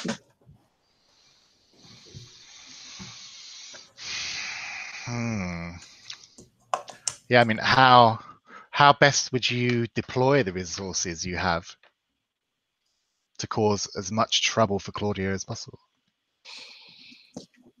Well, let's see. What does Claudia do? What's her thing? She gets in the way. She insults me. She does not respect my position as patrician. Let me count the ways. Well, I could have my guard arrest her for disrespecting the church, maybe? Yeah, pretty much. She is like a major player in like the public, like the running of Rome. She's center in Roman Fomarum, which is like the center of city life. So that's definitely like a thing that you could use just for your. Yeah, could you perhaps frame her for being a heretic against the church? Yes, that was my idea. I could frame her. The hunt would be significantly easier if she were confined to her villa. That would be very true. Cool. I think. And if you have enough guards to see to it that those who might otherwise flee that area were not welcome in other parts of the city. I have about 200 people. Yes. Then perhaps simply denying them an audience with anyone who might help them. Seeing to it that the cardinals are otherwise engaged. That if should people be come easy. to them for help. Right. So, do we have a bargain, Aurelia? Yes. Also, Mhm. she's I point at the girl that's kind of between us. I say she's coming home with me tonight. Yeah, and I think Rudina is. I think she actually comes into the bath now. Used some extra time in the changing room to try to find like a toga or something that fits. And she's like, "Oh, leaving already?" And I kind of laugh and I say, "Don't worry, we're bringing the entertainment home with us." I think she like looks at the girl you have on her side and she's like, "That's corny thing." Oh, no offense, girl. You're pretty scrawny thing. I'm just a stature. And like we start bantering and just Sergius, like now we're like tittering with each other, like just kind of completely ignoring you. And back to the bargain. Yeah, so So how does that work? I guess if I agree to the bargain, I can ask Sergeants for a new debt. Yes. Yep, you can ask a debt from me, or you can demand goods or services in return from me. I'd say, like, objectively speaking, this is probably like could call for a major debt. Also, but since you're lower in the pecking order, it's a favorable deal for Surges. So yeah, so I would say I would only offer a minor debt rather than a major. If it's the other way around, I give a major. Okay. And I'm taking the minor debt. Mm-hmm. Oh, and of course, you know, as well as the debt that I owe you, feel free to feed upon one of my friends here for the evening. Because I forgot, we all have to spend 1 blood, don't we, to wake up? All right. Yeah. So I'm offering before you leave tonight, I'm offering you each to feed 1 blood from any one of my cult to top yourself up. Well, that's very generous. Yeah. Because I actually have a move called Idol, which is basically I can use my cult as like a blood bank. Mhm. good times. So does that trigger a feed? Yes, if you take him up on the offer. I think I do. I think I was thinking of feeding tonight anyway. Yeah. As we learned last session, it's always a good idea to be topped up. Yes. So you don't get killed. Yeah, so that's the triggers to feed move. So pretty much, yeah, it's you choose a number of options up to your humanity +1. Oh, can I just kind of set the flavor of it a little bit? Yes. Like, yeah, I love the idea that like Sergius just kind of like he has like a little kind of silver bell on like a velvet band, and he just kind of picks it up and goes ding ding ding, and three kind of naked sort of people like come over and just kneel down like in front of us and like put their heads back and offer us their necks, like they're completely like sort of consensual about it. And I say, don't drink too deeply now, children. I kind of think actually that the feed move is kind of irrelevant here. So I'm just gonna give you the blood. Yay! I think there was an example in the book for that too. And is this like that kind of thing where they've got like all kinds of bruises like all over them because this happens to them a lot? Or are they like, is this like, are you like cracking open a fresh pack? Their bodies are like completely kind of flawless and like perfect, apart from like their necks that are just covered in scar tissue. Sure, yeah, awesome. Yeah. Oh, and they all have like whether they're kind of boys or girls, they all have kind of long hair that normally kind of comes down their shoulders to hide it, and then they just like flip the hair back. A golden torque or something. Yeah, like that. and they just take it off and like show the scar tissue. Cool. Wow, free blood, the tastiest blood. Yeah, and I think our scene cuts when you see our. I think actually probably all of the present vampires takes a small sip of the wares, one after one, and you see the. I mean, the blank stares of the victims obviously seem to be desensitized this horror. Yeah, so I think. And just a little flavor thing, a little flavor text is like you say 1 by 1 by 1, like the pack, all 3 of us, boom, like around one girl, we each kind of, like all 3 of us are kind of climbing on her at the same time. And we each take a little bit, and like, I think probably what happens is like I bite in and like drink for what looks like way more than what, and like drink for like more than one blood, and then come up and like it's all come down my chin and like my cheeks are full, but then I like, you know, I kiss the other two and we like, and I pass the blood to them that way, and we all end up with like blood all over our faces. And I think that gal's probably gonna pass out. She's like, you take 3 blood from someone, they're sick, right? Yeah. So, but like it's very much like a pack work kind of like all together thing, not this very orderly like 1, 2, 3 thing with us. So. Aurelia frowns on the big mess you're making. Who eats like that?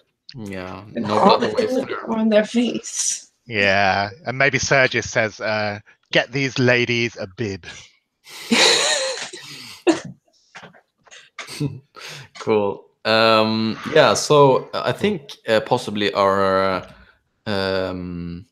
next scene is probably with Aurelia, isn't it? Yes, I'm thinking How of. do you're planning to fulfill your promise? I'm wondering how I can make Claudia a heretic. I guess. I mean, it depends. Like, there's two ways to go about it. I think, like, it's the way of the church, or you could also. I mean, being a heretic is also something you can be in the vampire society. Like, being a heretic in the vampire society means, let's see, it's actually a GM move. Let's see here. When a predator exposes their true nature to the prey in a way that could threaten the community at large, and the community becomes aware of this transgression. Yeah, I think it's more in the church sense, right? Because otherwise, my men wouldn't have much power over it. I mean, there is you have all the power in the fiction to do that with the moves you have. I think there's definitely ways to set that up if you wanted to, but both are fine with me. I'm just saying the options.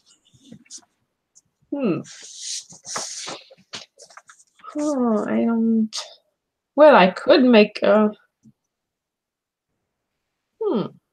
I could also go to my men who talk to me in the square and tell them about a rumor I heard about whether they've heard about this Claudia woman and actually drinking somebody's blood. Just trying to spread the rumor around the whole groups. Cheeky.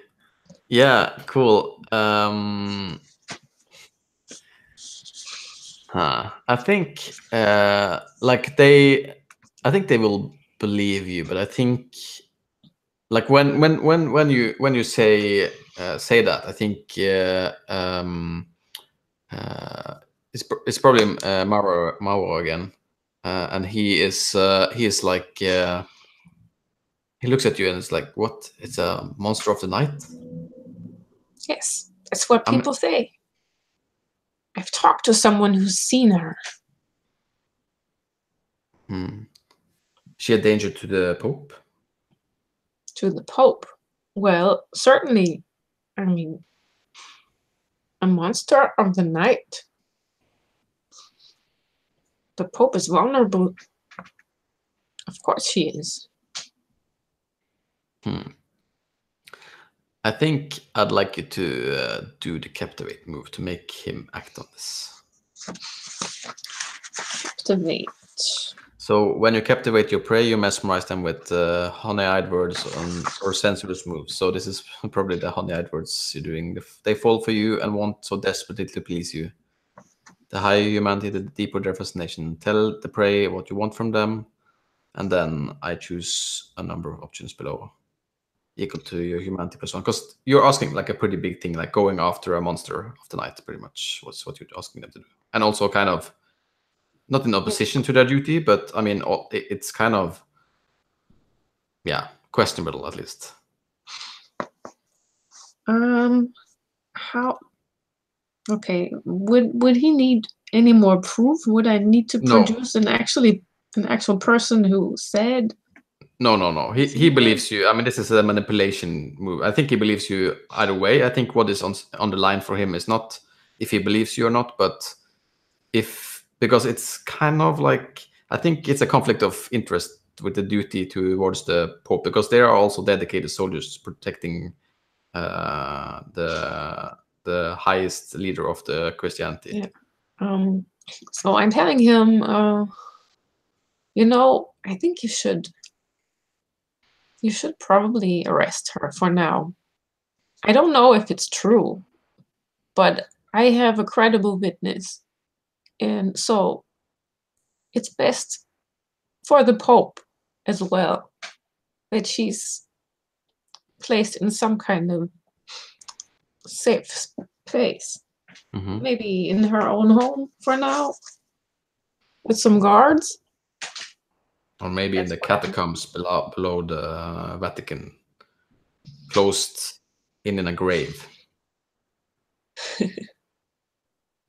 Well, if that's what you think best, I mean, you will see what kind of monster she is when you get close. I leave it to you to decide what to do with her. How many men do you think I'll need?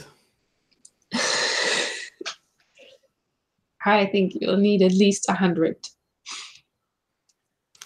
He nods, and I think you can spend the blood now for making him do this. Yeah, using 100 of his soldiers to not protect the Pope, but going after a vampire, which is no problem, of course, because you're super charming. So yeah. But what is your humanity here? 2. So I get to choose 3. Oh, you get to choose, right? Okay. Yeah, I think. Yeah, he does it eagerly. I don't think it. I think they do it eagerly. They exceed your expectations, and they're still drawn to you. But I don't. Yeah, I think that's kind of like what happens. They're not going to imprison her. They're going to kill her. What? With the opportunity. Yeah, I mean, no way they're gonna let like a aberration like that take her into house arrest. Oh my. Killing a vampire. Right. Let's see if he can manage to do it. Yeah, we'll see. So I think like it doesn't take very long. I think it takes like like a half an hour, 45 minutes or something like that. And they have assembled 100 very heavily armed soldiers. And they march towards Forum Romanum. So let's smash cut to Marcella. What are you up to? Or I think maybe because you're planning to do this after, right? Or how is this? What are you thinking?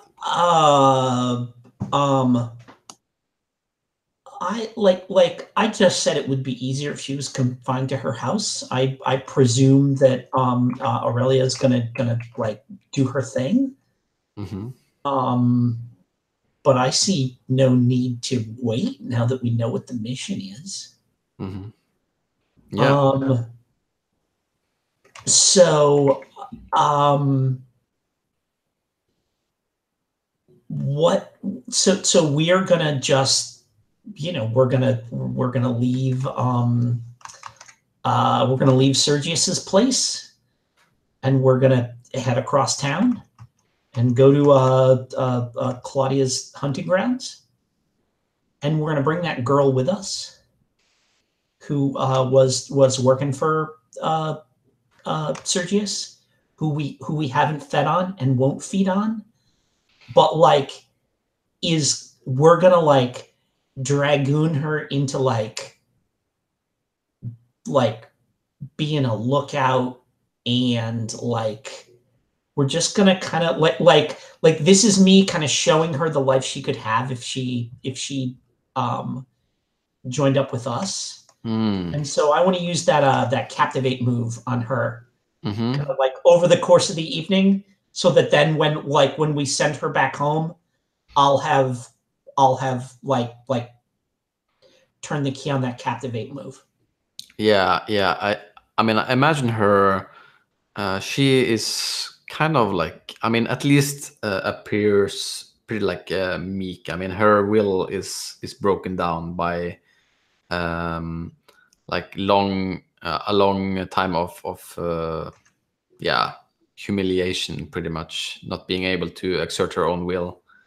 Yeah, and she's gonna get a whole lot of like, you could be strong, you could be like us. He only owns you if you let him own you. Kind of talk, like a whole evening of that. And like, maybe even like, like after several hours of seeing us rip people apart and like, drink fountains of blood that are like spurting out of their arterial blood that's just spraying out of their necks and stuff like that. Do that thing where I just, kind of like wipe my cheek and just kind of hold up one dripping finger and just let her kind of like have a taste of it to see what it tastes like. Cool. Yeah, I'd like you to what's your humanity? My humanity is 2. I am So you get 3 options. Yeah, so I get 3 options, and I'm gonna spend a blood to give me all 4. Cool. Yeah. Awesome. Yeah, I like that. I think her immediate reaction is, I mean, it's not even fear.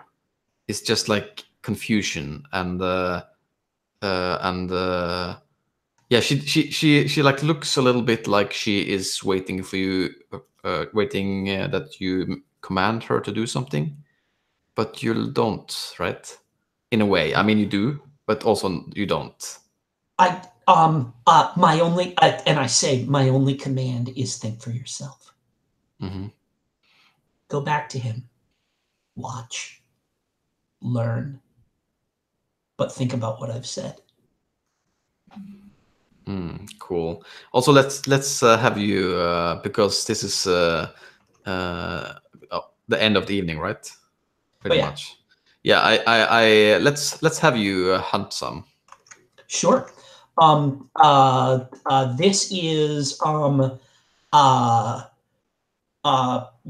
we just like late when it's like people are just like fucking super drunk and it's like Crusaders dead dogging it in one of the bars. Like we just walk into an ale house and just, and like we walk into an ale house. We have the girl. She's the last one in, and she closes the door and bars it, and then we just go to town. Okay. So this is not a hunt at all. It's a dominate. Oh, is that what this is?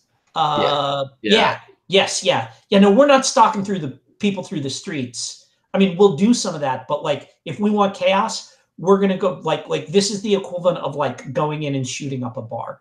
Yeah. It's that scene from, if you've ever seen like the redneck vampire movie. What is it, Near Dark?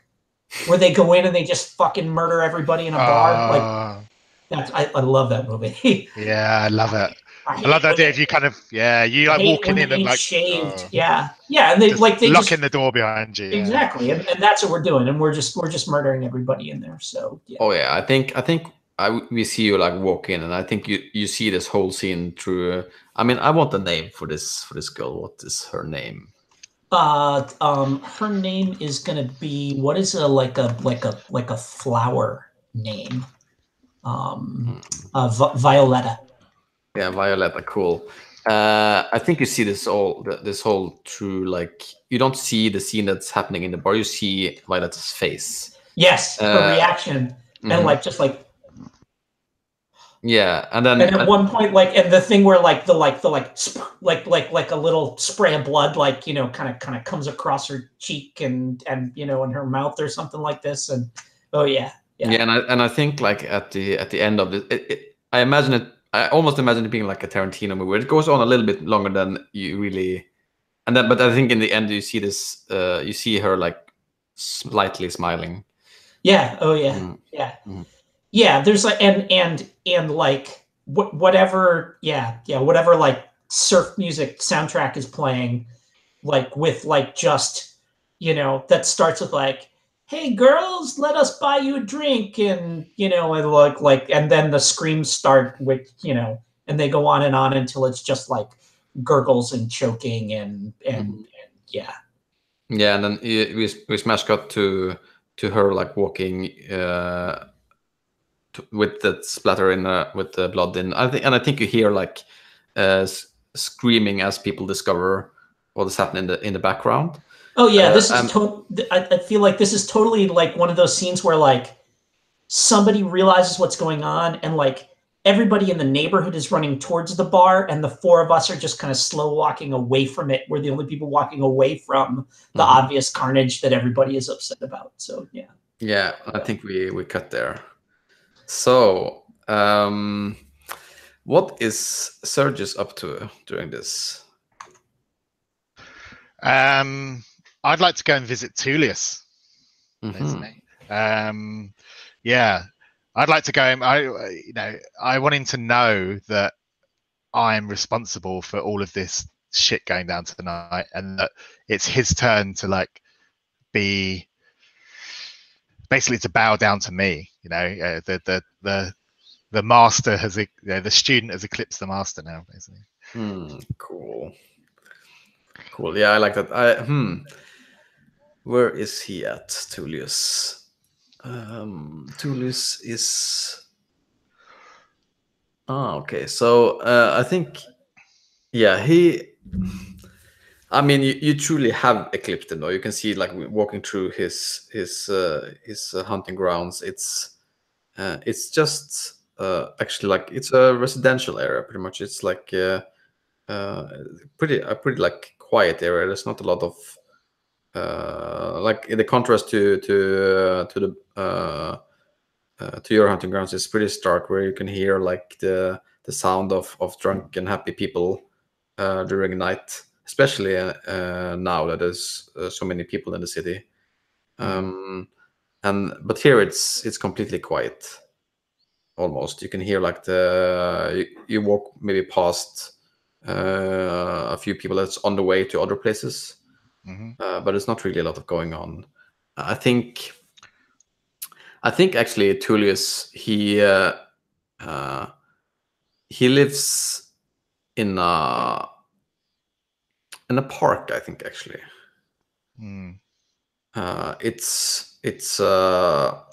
It's the nicest area of his hunting grounds, and it's also like a pretty lively place in the day. And at night, though, it's almost like being outside of the city. It's a pretty big park.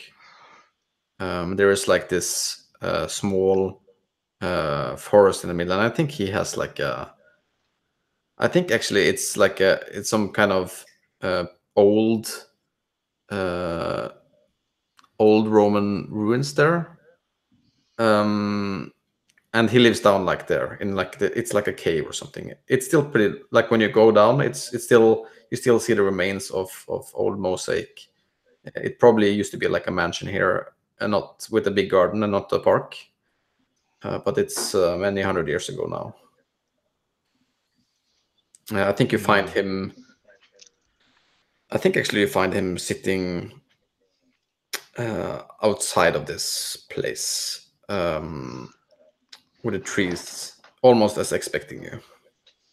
And like Sergius arrives, and he has like two young boys kind of with him, and one of them's like holding a parasol like over Sergius's head, even though there's no sun, like, you know, sort of it was like shading him from the moonlight in a way. And I'll go and kind of wordlessly take a seat like next to Tullius, sit down next to him and kind of maybe like pluck an eyelash, like kind of like off of his cheek, like really delicately. And I'll just sit there like in silence for a while. let him make the first move. He knows why I'm here. Yeah, and I think he lets it be silent for a little bit. You see, I mean, he was older when he became a vampire than you, and now he looks. I mean, when you met him though, he didn't really look old. In a way, I mean, he was still full of energy in a way, and also I think that's he was also happier. I mean, he was in love when you first met him, with you, of course. I don't know. I don't think it's like it hasn't felt like that for a long time. For you, maybe even longer, but even for him, I think it's not that kind of thing. But I think he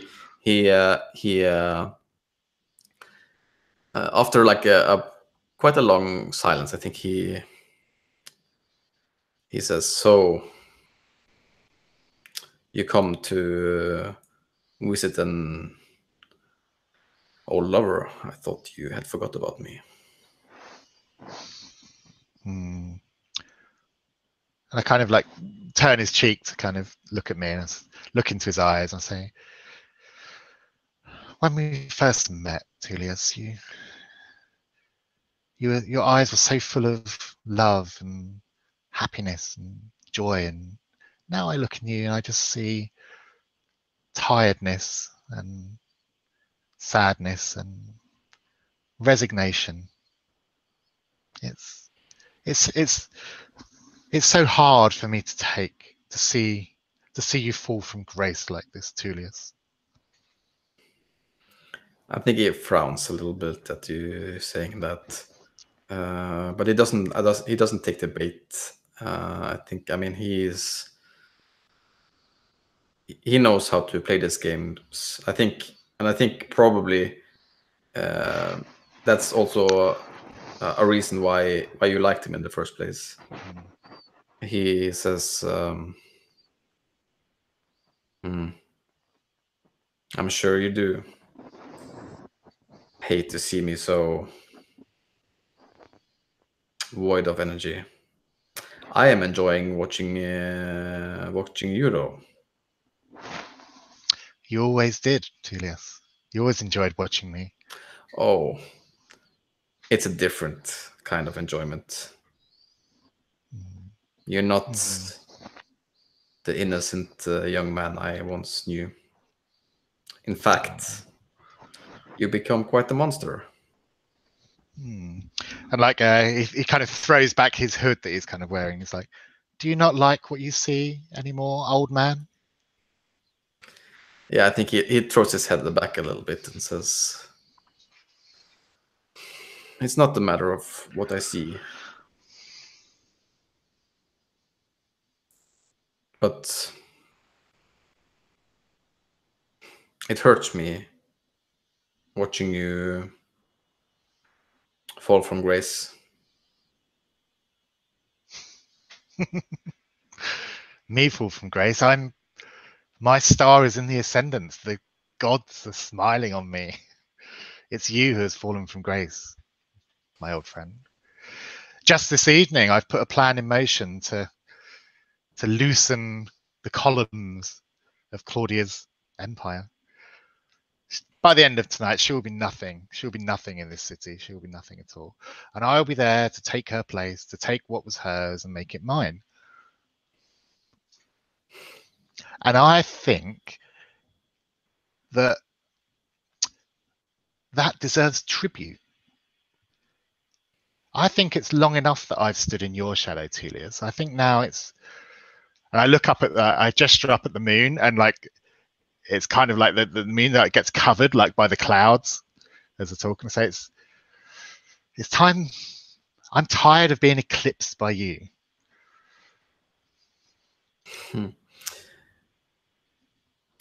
Just you saying that shows why you're falling from grace. You can think about that Also remember it. I will not be there to save you next time. Maybe you won't be around for very long at all, Tullius. Maybe I will. Maybe I won't. You might think that just because you know me for 700 years, you know me, but I am old. And I might not be of the same importance as you are at the moment. But I will be alive in another 700 years. Yeah. Living in my shadow, Tullius. Living in my shadow. He shakes his head and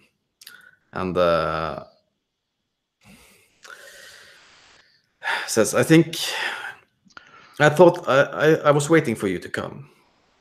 But, and I have to admit, I was waiting for a sign that you wanted some assistance to save you from this trouble, but I see that you don't. Well, at least you are your own man now. Yeah, I've stepped out from your shadow. Now it's time for you to live in mine for a while. There'll be a power vacuum by the end of the evening, and I fully intend to take full advantage of it. I suggest you don't get in my way, Tullius, because if you do, and I just bend down and like plant a kiss like on his forehead. I'm like, good night, darling. Yeah, I think we see. I mean, as you walk away, you see Tullius's face watching you, and I think it's probably it's not a longing look. You definitely made a new enemy. Mm-hmm. Yes. Cool. So, Aurelia, are you overseeing the capture of Claudio, or what? Or are you just staying away? Well, I was hoping not to get involved or get my name somehow mentioned in this. I mean, I think that's hard because everybody knows that you're. So I guess I'm calling one of my, I don't know how they call it, lieutenants, and asking if they've completed their mission, and if I could come over to Claudia's house residence to meet her there and see what they've done. Okay, so you want to just to be clear, you want to because they will capture her. That's the result of your they will exceed expectations. Yeah, so you don't have to be there. So you can insert yourself whenever you want in the capture of her, if you understand what I mean. Okay, so I was expecting for them to just shut her into her residence. And which was the deal we made. Yeah, they won't. Which they're not gonna do, but I'm not sure how I'm finding out about this. Oh yeah, I think sure. I think. Oh yeah, I think I know what happened. So, what? I think on the way to her residence, you see like this. You see this big crowd of people with torches among. And you see like among in front of them, I think probably there's your Swiss guard. And is it a commotion? Does she see a commotion? Yes, I mean it's not a commotion by this time. It's like a riot, pretty much. I think you hear like shouts for for justice. Oh no. And yeah, the soldiers are leading her towards the Vatican. Well, I go to him and say, "What are you doing? I told you to put her into her home and keep her there. What? Why are you taking her to the Vatican? This is no. We don't have any hard evidence. We can't keep her in the Vatican." He says he looks at you with like this pretty serious face, and says, "It's too late for that now. The people need justice, and we need to make the church aware of this. These monsters can't go around murdering innocents without justice being brought." What are you talking about, murdering innocents? I mean, how did this crowd find out about any kind of murder? Did you tell them? I think he looks. What happened? I think he looks a little surprised at you and like, "What do you mean? Find out about the whole? Everyone in the place was slaughtered. Oh, what? There was at least 80 people in there. Yeah. 80 people. All dead. Husbands, wives. Do you think I can? No, this is not a discussion. No. We're bringing her I to understand. Yes, I agree. It's best to take her into custody. That's what you're planning, right? I will. Oh yeah, I think Custody at the Vatican. I will let the right authority decide what to do with her. I'm sure it will be. It will be something that will bring peace to these people. You're speaking of the Pope. Yes. Oh. This is the birth of the Inquisition, I think. Fine. All right. Well, Yeah. I don't think I can stop this in any way. No, this is such a bad outcome. Okay. Yeah, and I think like the crowd moves towards the Vatican, to the Peter's Basilica. What do you do? I'm afraid the crowd will kill her before she reaches custody. So, oh my god. I mean, there's 100 soldiers also. Yeah, I order my soldiers to push back the crowd and quiet them down in any way. And try not to use real weapons, but do it if you have to. Yeah, there's understanding of that, and I think yeah. So what you do know is that this is a pretty serious event for the vampire community, to say the least. Not only is I mean, she is this, like, to say the options were that she was branded heretic. Now you all risk exposure. Yeah. I mean, if she's killed there on the street, people will know that she's not a human. That's true. They might still. I mean, there's definitely like if you listen to the crowd, it's definitely like people think she's a monster of some sort, abomination, this disciple of Satan and the like. So I don't think anyone will think she's a human in that way if you don't do anything either. But yeah, I think I'm gonna cut there. What is the first? Where's the first place you go? knowing this? Well, I should. Oh, I should probably talk to the others, or maybe some kind of, yeah, maybe Sergius. But I'm also a bit afraid.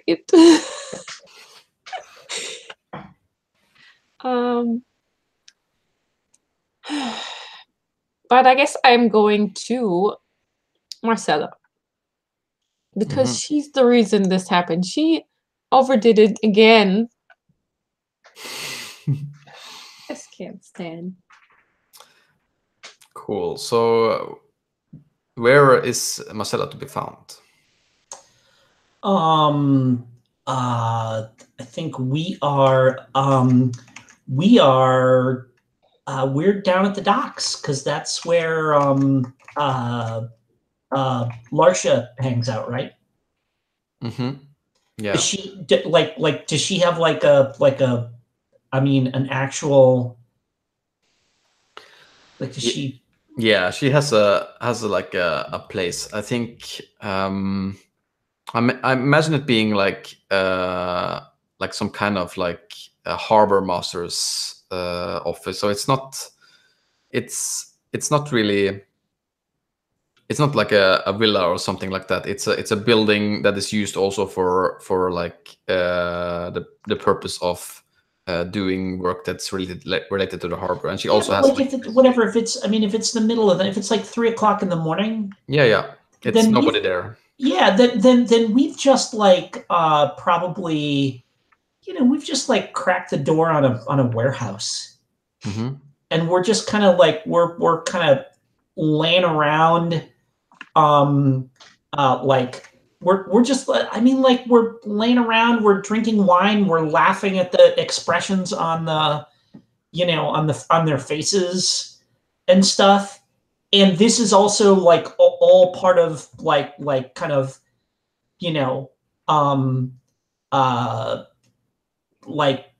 sort of inculcating Violetta into our whole, kind of sisterhood of psychos thing that we have going on. She's still there. Oh yeah, no, she's we let her go at dawn, but she's we're given I can't imagine Sergius ever feeds her this, gives her wine and stuff like that. So we're just we're treating her like she's important and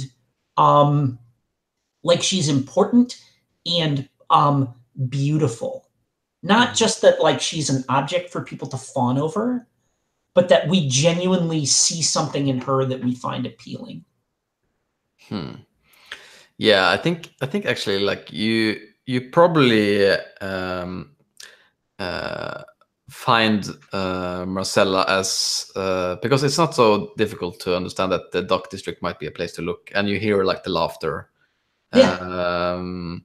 And I think if you go you're walking towards that shack where she lives, and you hear us cackling like harpies from a warehouse. And you hear this laughter, and I think as you peek in, you see Violetta, and she's I think she's dancing around. I think she's almost naked. She has this just a bottom part of I think pretty much naked with some drapes curled around her in all the wrong places. And being with a not a bottle, but what's it called, amphora of wine, holding a whole one, laughing and smiling. What as you see, I think you notice, you probably notice, Aurelia, come in, we're celebrating. Yes, I see that. I guess you've had yourself a nice party, or so I've heard. And I I make a come hither with my hands, and Violetta comes over and pours some wine down, down me, and it kind of gets on my, whatever. I'm probably just buck naked, my bloody tunic is in the middle, we've piled our bloody tunics in the middle of the floor because we know that our washerwoman friend is just going to take them away and make that evidence go away. And so I'm just kind of like sprawled out on like a big sack of, wheat or something like that. And I say, it was glorious. He wanted chaos. Oh, chaos. Yes, you made so much chaos that my plan backfired. What are you talking about? Yeah. You didn't tell us what your plan was. What? You were there. Well, yes, you were going to have her arrested. Yes, but that won't be possible in that way now, because everybody thinks she's a really terrible monster like you. Because she is a monster. he didn't the slaughtering in this inn, right? That was you. There eyes, because all this food on your face is just. And I like oh yes, I'm sorry. And I kind of like, and I'm like wiping it off and stuff like this, and I'm saying, it was. Yeah, look, we both messed up, I guess. Excuse me? Or maybe you messed up. Yeah, let me just smash cut right there. Back to Sergius. Where are you? Because you are. Where are you going to filling this void of power? I'm just wondering. I mean, yeah, is Claudia like basically getting like kind of a public kind of like trial or something? What's happening to her? Because I definitely want to be there to see that. Oh yeah, I mean, it's every vampire in the city knows what's going on right now. She's being led to pretty much to the Pope, like to the Vatican Square for judgment. They're building a pyre. You heard? Yes, I mean, I'd like to get the unholy triumvirate, like three of us, like together to watch this. Cool. To watch our enemy burn. Cool. I think we see like how does Sergius look as I always do that. Damn Claudia ruining everything. Yeah. Sergius look as he prepares to go out to see this event of death of his rival. Oh, he changes because like he always wears like an immaculate white kind of robes with like a white hood, and a little circlet of kind of gold jewelry with lavenders kind of wrapped around it. And he changes tonight and he puts on his black robe instead. And yeah, he changes his little kind of sort of tiara thing, and it's got these kind of little kind of black peonies in it instead, and he's basically wearing his like funeral garb. Yeah, I think you see the camera like follows Sergius as he walks out of the well-lit bath, and you see like the camera stays and you walk past, and you see like the big shadow of you, like as the light hits you from behind, across the street outside, and I think you see also like a small light in the distance where the fire from the Vatican is, and then we cut back to our friends in the warehouse. I did exactly what I promised. You made a mass slaughter. I was tasked with making a mess. I was told to make a mess. Yeah, but not like this. What? This is such a big mess that now everyone knows. All the the whole city knows she's an vampire, and she's going to be executed. How is that We're bad? exposed. She's exposed. How are we exposed? Is this You happening think- now?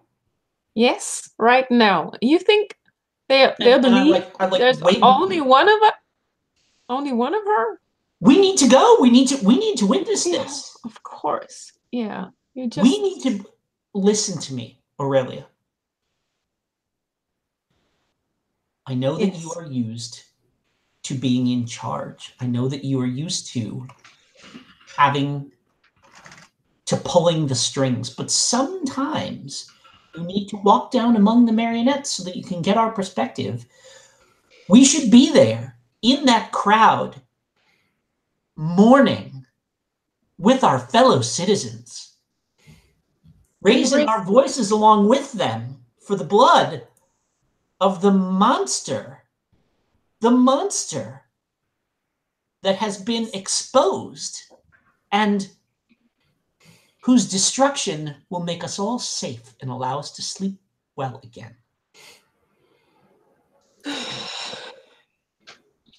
You've got a point. This evening, praise your guards. Praise them for a job well done. Commend them.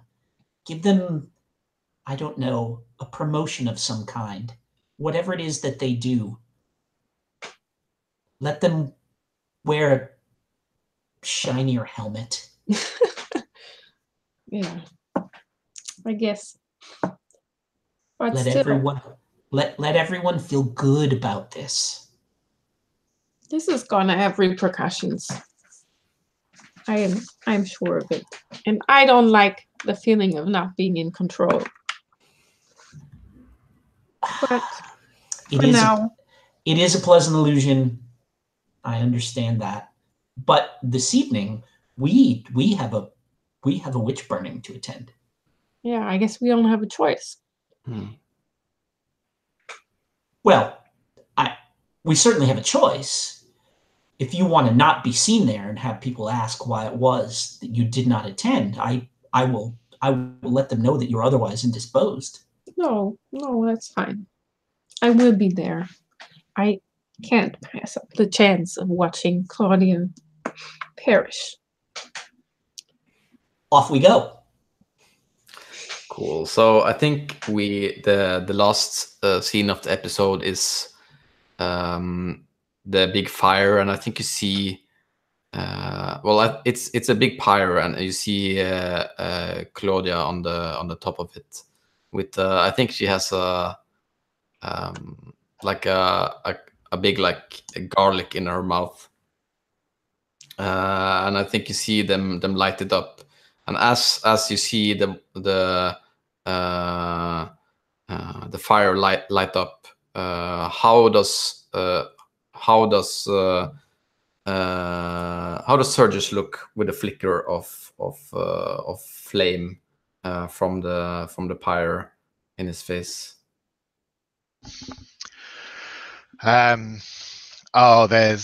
There's like you can see like the flames kind of dancing like across his big brown eyes, and there's a smile kind of creep across his lips, and he kind of reaches inside his robe and pulls out like the crucifix like around his neck, and he kind of kisses the crucifix. He's like, "Death to the heretics!" And he starts shouting in the crowd, "Death to the heretic!" Mm-hmm. And what about Marcella? We arrive, me and my pack, and Violetta, and if we came with Aurelia, I waved to her we're off to do our thing, and we move down into where the citizens are, and I walk up to someone who I know is someone I saw running up to that bar where we killed everybody, and I say, "What's happening?" And I get them to tell me the story. "Oh dear, it's terrible." And we all end up we kind of move in among them, and we're insinuating ourselves, and by the time like they put the torch down, I've got my arm around a woman whose husband, like a few hours before, I like, ripped his face off. And we're both like shouting in unison, whatever chant it is that the crowd has worked up. And we're all just, we're kind of there to show solidarity with our fellow citizens. And what about Aurelia? How does her face look as the flame lights up? Well, Aurelia is near the front, talking to her men and telling them to not make it worse than it has to be. And she looks very serious, and she's doubtful what's going to happen now. And she looks over to Sergius and wonders if that's what he was planning all along. Yeah. She's pretty sure it is. And I think you see, now you hear it, Lo, I think, Mauro, he says to you, look, there's the Pope. And he comes out on the stairs, and you hear him say, as I think you hear the first screams from, like a small scream from Claudia before she vanishes into the ashes. And he says, and I looked, and behold, a pale horse, and his name that sat on him was Death, and hell followed with him. And power was given unto them over the fourth part of the earth, to kill with sword, and with hunger, and with death, and with the beasts of the earth. And then the credits rolls. Yeah, making a cross. Cool. Oh, brilliant. I love it. Yeah, it was a good ending. Yeah, quite an epic ending. Wow. Yeah, that was good. Thanks. Yeah, excellent. Fun Yeah. discussion. If we were playing another session, I think I'd definitely trade my playbook in and become a puppet master after that. Yeah, that was. It was good to have a satisfying ending to it. After I have to admit, I have struggled a little bit with this game in combination with the open table format, because it's a bit of a long play game, and it's a lot of things to understand before you. But this session was very nice. So it was nice that I played in the first session. Yes. So you weren't jumping me in cold. So I was able to like build my character and get up to speed pretty quickly. Yeah, it was very nice. It's definitely a game that needs several sessions, I think, and it's good that we've all been in more than one now. Yeah, definitely. I mean, I'd go so far as to say that it actually really doesn't work with like the open table. I agree. Thing. Like you have to have like those debts and those things building up and getting swapped around, and otherwise, it just doesn't really mean anything. It's like, oh yeah, I'll give you a major debt. I don't care because I'm not going to be around next week. Yeah, I agree. So this is actually the first like full month campaign I've run on the Gauntlet, actually. Okay. The only other campaign I run was the 2-shot of Monster Hearts, and I only run 1-shots other than that. So I learned a lot from doing this, for sure. It's a bit different than doing just regular campaign stuff with all the open tables, especially with the 3-hour stuff. So I learned a lot. But it was fun. Do you think you'd do it again? Would you do like another sort of 4-session campaigny thing of something else? I will probably, but I am going to choose my system with a bit more thought.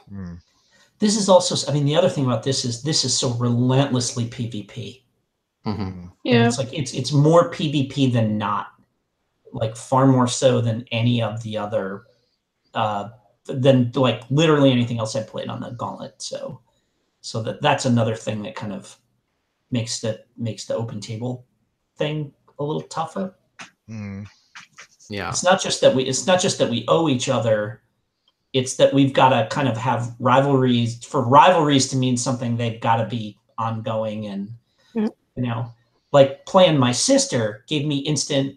Playing the sister of my first character from the first game gave me instant buy-in. Certainly, like with Paul, with your character. Yeah, and that was very totally. helpful to have that as a hook. I was like, well, which one of these other? No, you know what? If I play this, then I've got buy-in right away. So yeah, straight away. Yeah, it was very nice that you. It was lucky that you were able to jump in. It was a very good fit. I think it was.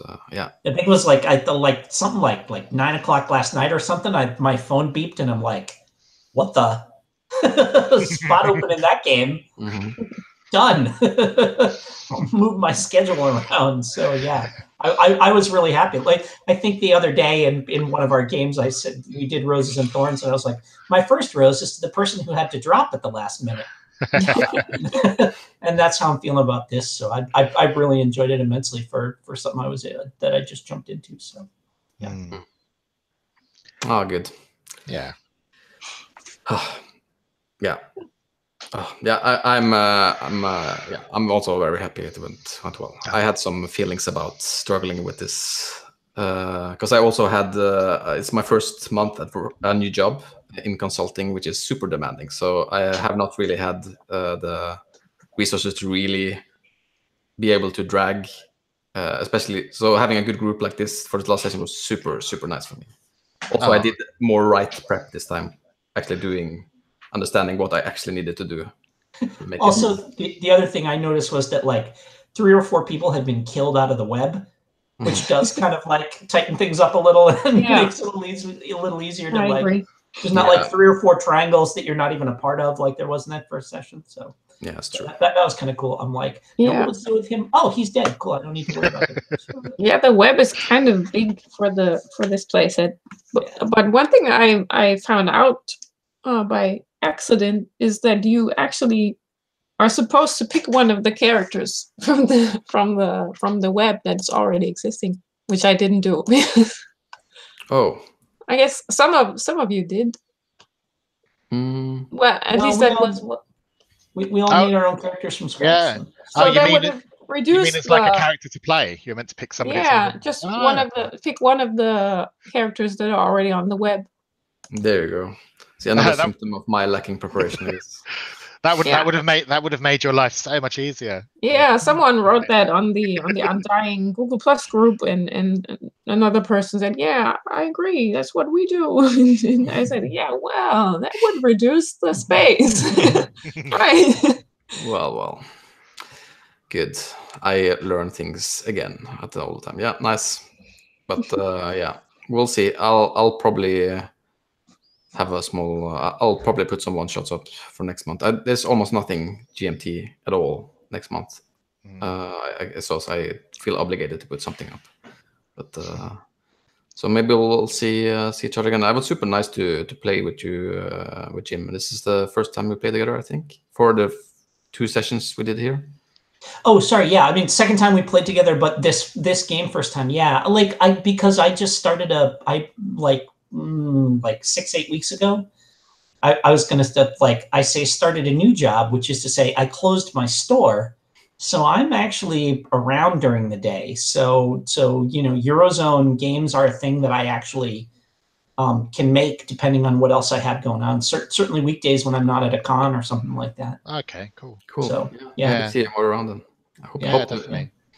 Because I'm my partner's like going away to America for the first 2 weeks in October, so I'll probably just like throw up loads of one-off games on the need players thing rather than scheduling them into the thing. So bro, I'll play anytime with you, brother. That's I've really enjoyed these games. So, and Tina, it was a pleasure to meet you. Thank you for indulging some of my just like throwing your character into my deck and stuff like that. I really appreciate it. Yeah, but sure. It was a lot of fun. Yeah. Cool. I think I'll crash in my bed then. Yeah.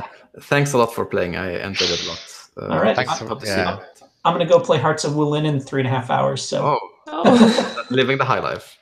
Have a good night. I guess it's a good night where you guys are. So have a good night, everybody. That's right. Yeah. Good night, everyone. Good day. Bye. Bye.